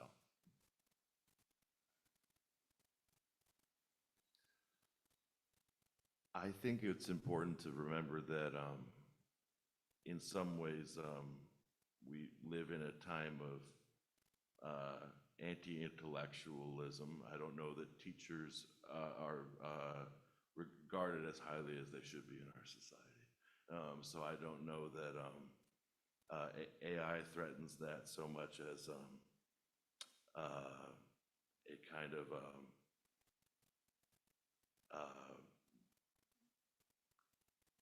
toxic political orientation towards you know, a cherished set of educational values. That would be my effort to answer that question. I'll take a quick stab at it too. I think the biggest reason for why I got into education was to share my love for music to other people. And I think that there's a spectrum of why people get into education. And I don't think that AI inherently kind of devalues education, because a great teacher will always be a great teacher, right? Throughout the years, technology has changed, but standing in front of a class, talking to students is a very common denominator.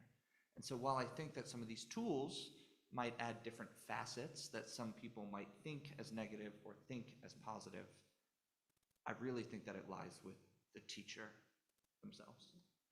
Yeah, and just from an educational standpoint, I can say when we're looking at what we can do in the classroom using AI as an assistant, sometimes to offload some of the additional labor and burden that we have. Like, I'm sure one of the favorite things to do is not to fill out student report cards and report on standards and do discipline, whatever, or communication back.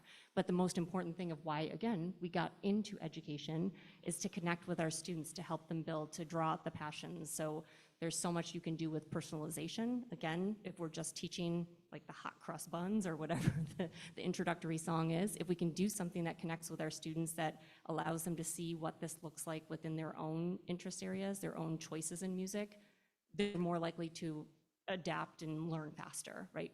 Those are some of the things that we do now. Thank you. Thank you. As a musician, some of my ideas are bad. Sometimes I have bad ideas. And one of the best parts about being in a band and making music with other people is that often the sum is greater than its parts. So why would I want a yes machine to replace that for me? You can make it a no machine. You can. You can have snarky versions and have personality, but I'll let other people answer for real. Well, I'm going to just quote Brandon Sanderson, I believe is the novelist, and he says that art is how we make ourselves. And so sometimes in the beginning, we're not very good just as artists and as people, but art is the mechanism by which we learn how to make ourselves better. So when you have a bad idea, congrats, you're with the rest of us. It's something that is very important to my own personal development, that I learned through my teachers, my elders, and my community how to make bad ideas not so bad ideas. And it took a lot of self-reflection, a lot of encouragement, and a lot of critique from many, many, many different sources that I could became the person that I am now. And I would encourage not looking to the yes machine for that. I don't know if it will make you a better artist. All signs point to no right now. But I would encourage you to make more bad ideas, because at one day they'll be pretty good ideas and then eventually great ideas. And I think it's awesome that you're doing that. So, yeah. We learn from making mistakes, right? I mean, I certainly am grateful for the feedback that my intellectual interlocutors offer me in conferences and in Q&As and in peer review of research and writing. So, you know, by the same token, musicians grow. We grow through, you know, overcoming. So thanks for sharing that. In what way does AI contribute to that, though? For me, it hasn't, and I don't foresee it ever doing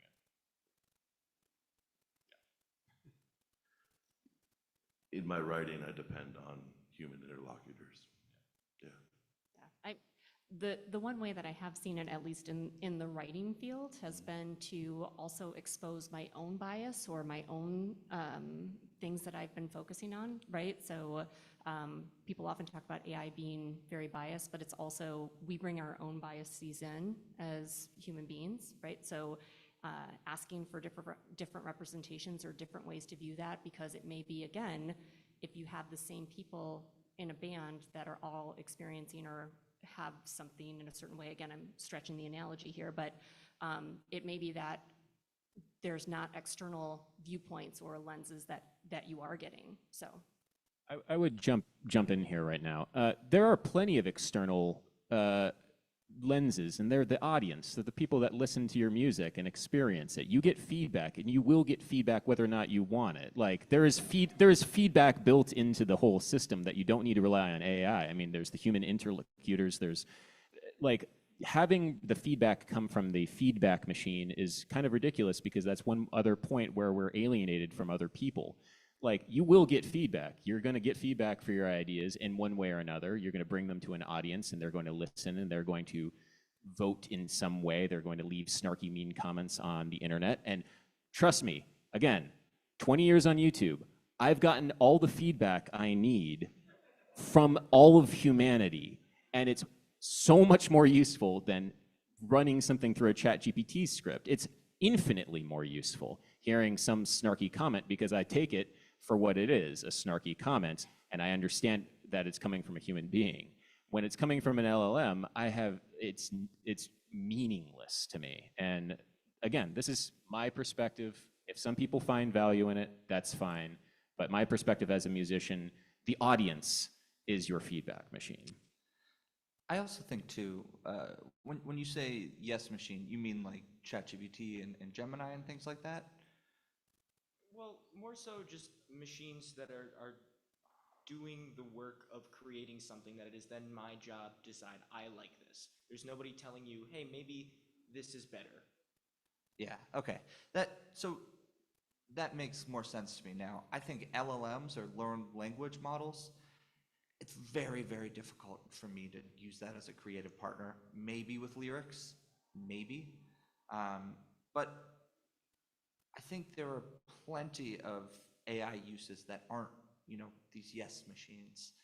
And I challenge you maybe to find one or two that you don't ever have to use it if you don't want to. But I would almost guarantee that there might be a facet of AI that might surprise you.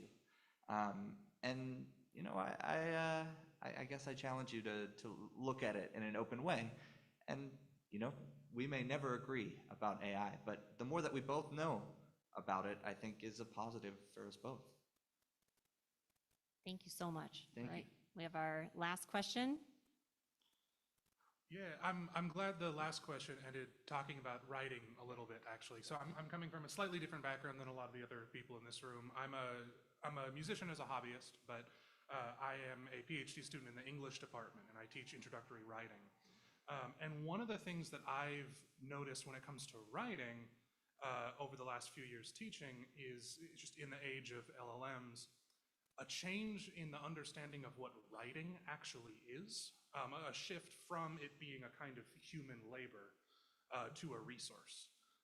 Where, like, you might use the water from your sink, right? You need an essay to be written, so you go to the tap and you turn it on, right? And I see myself asking questions about an interpretation of something in a classroom, and I've seen students quickly type something into their computer and then give me an answer that feels bottled, right?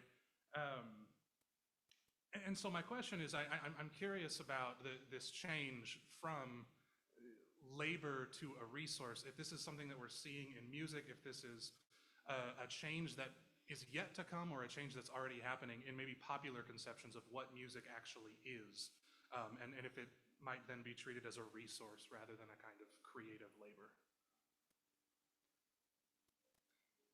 Yeah, I think that's a great question. I haven't thought about it that way, but I've certainly, I go back to the, I think that people, like, there's the musicologist Christopher Small, his idea of musicking, where music is the thing that you do, or it's a thing that people do. It's not a product. It's it's an activity. It's a social event that happens. It's an agreement among a bunch of different people. And I think AI, at least for my understanding of it, it accelerates that in terms of like when people say like, oh, I finally have this thing that I've worked so hard to do. And then you have a generative model that can just spit out, slop and ad infinitum that is effectively not that much different in sound or product or anything. You have to start understanding your work in terms of all the processes that got you to that final product, and less so the final product itself.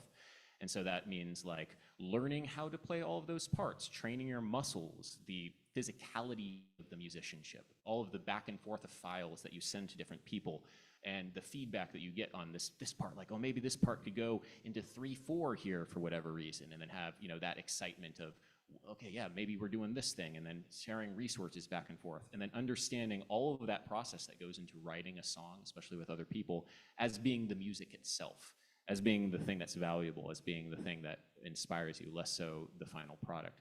Because the final product has been so thoroughly turned into a product or turned into a subscription that it stops having as much meaning as that product to you. And so you have to, just with a degree of self-reflection, start putting value on the process more. So that's my answer. But yeah, thank you for that, because thinking of it as a resource is a very interesting way of doing it.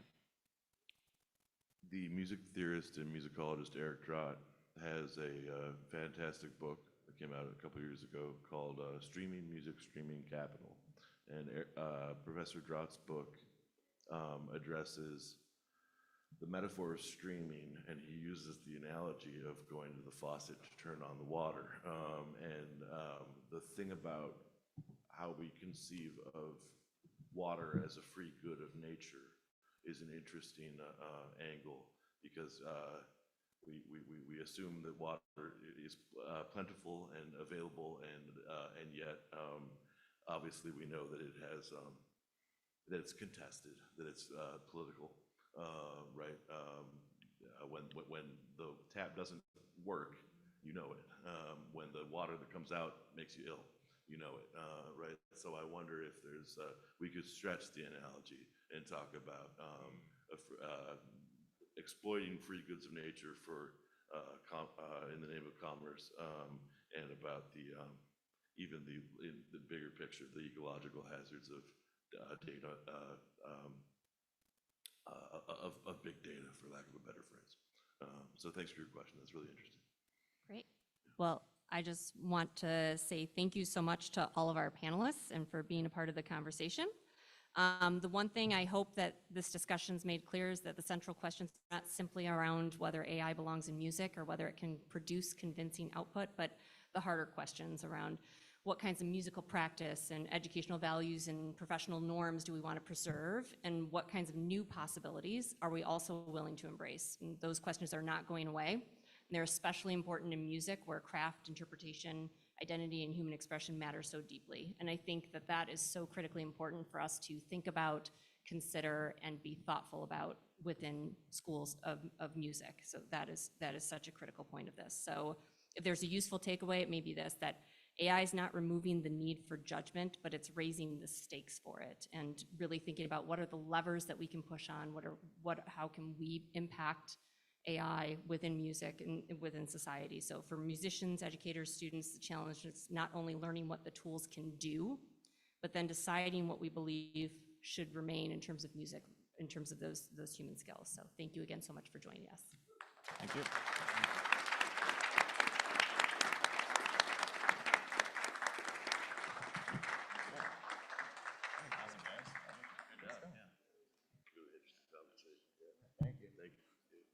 Just a quick thanks, and thank you so much. That was absolutely fantastic, and thank you to all of our panelists. It was really quite remarkable. Really an extraordinary conversation that we recorded it, and so we're going to be able to savor so many of your thoughts ahead. It's really, really great conversation. So for those of you who are still here, we look forward to seeing you on Saturday. There are going to be lots more conversations on Saturday. And come and hang out with us tomorrow. If you wanted IU Innovates, and come to the reception and hang out with us and, you know, just get to know us a little bit more. Thank you.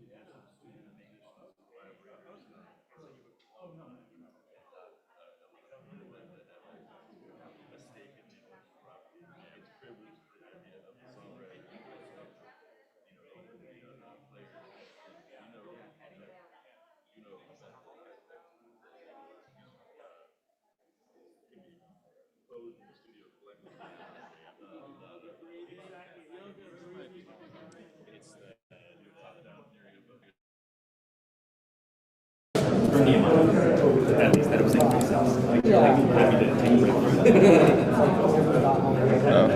Never mind.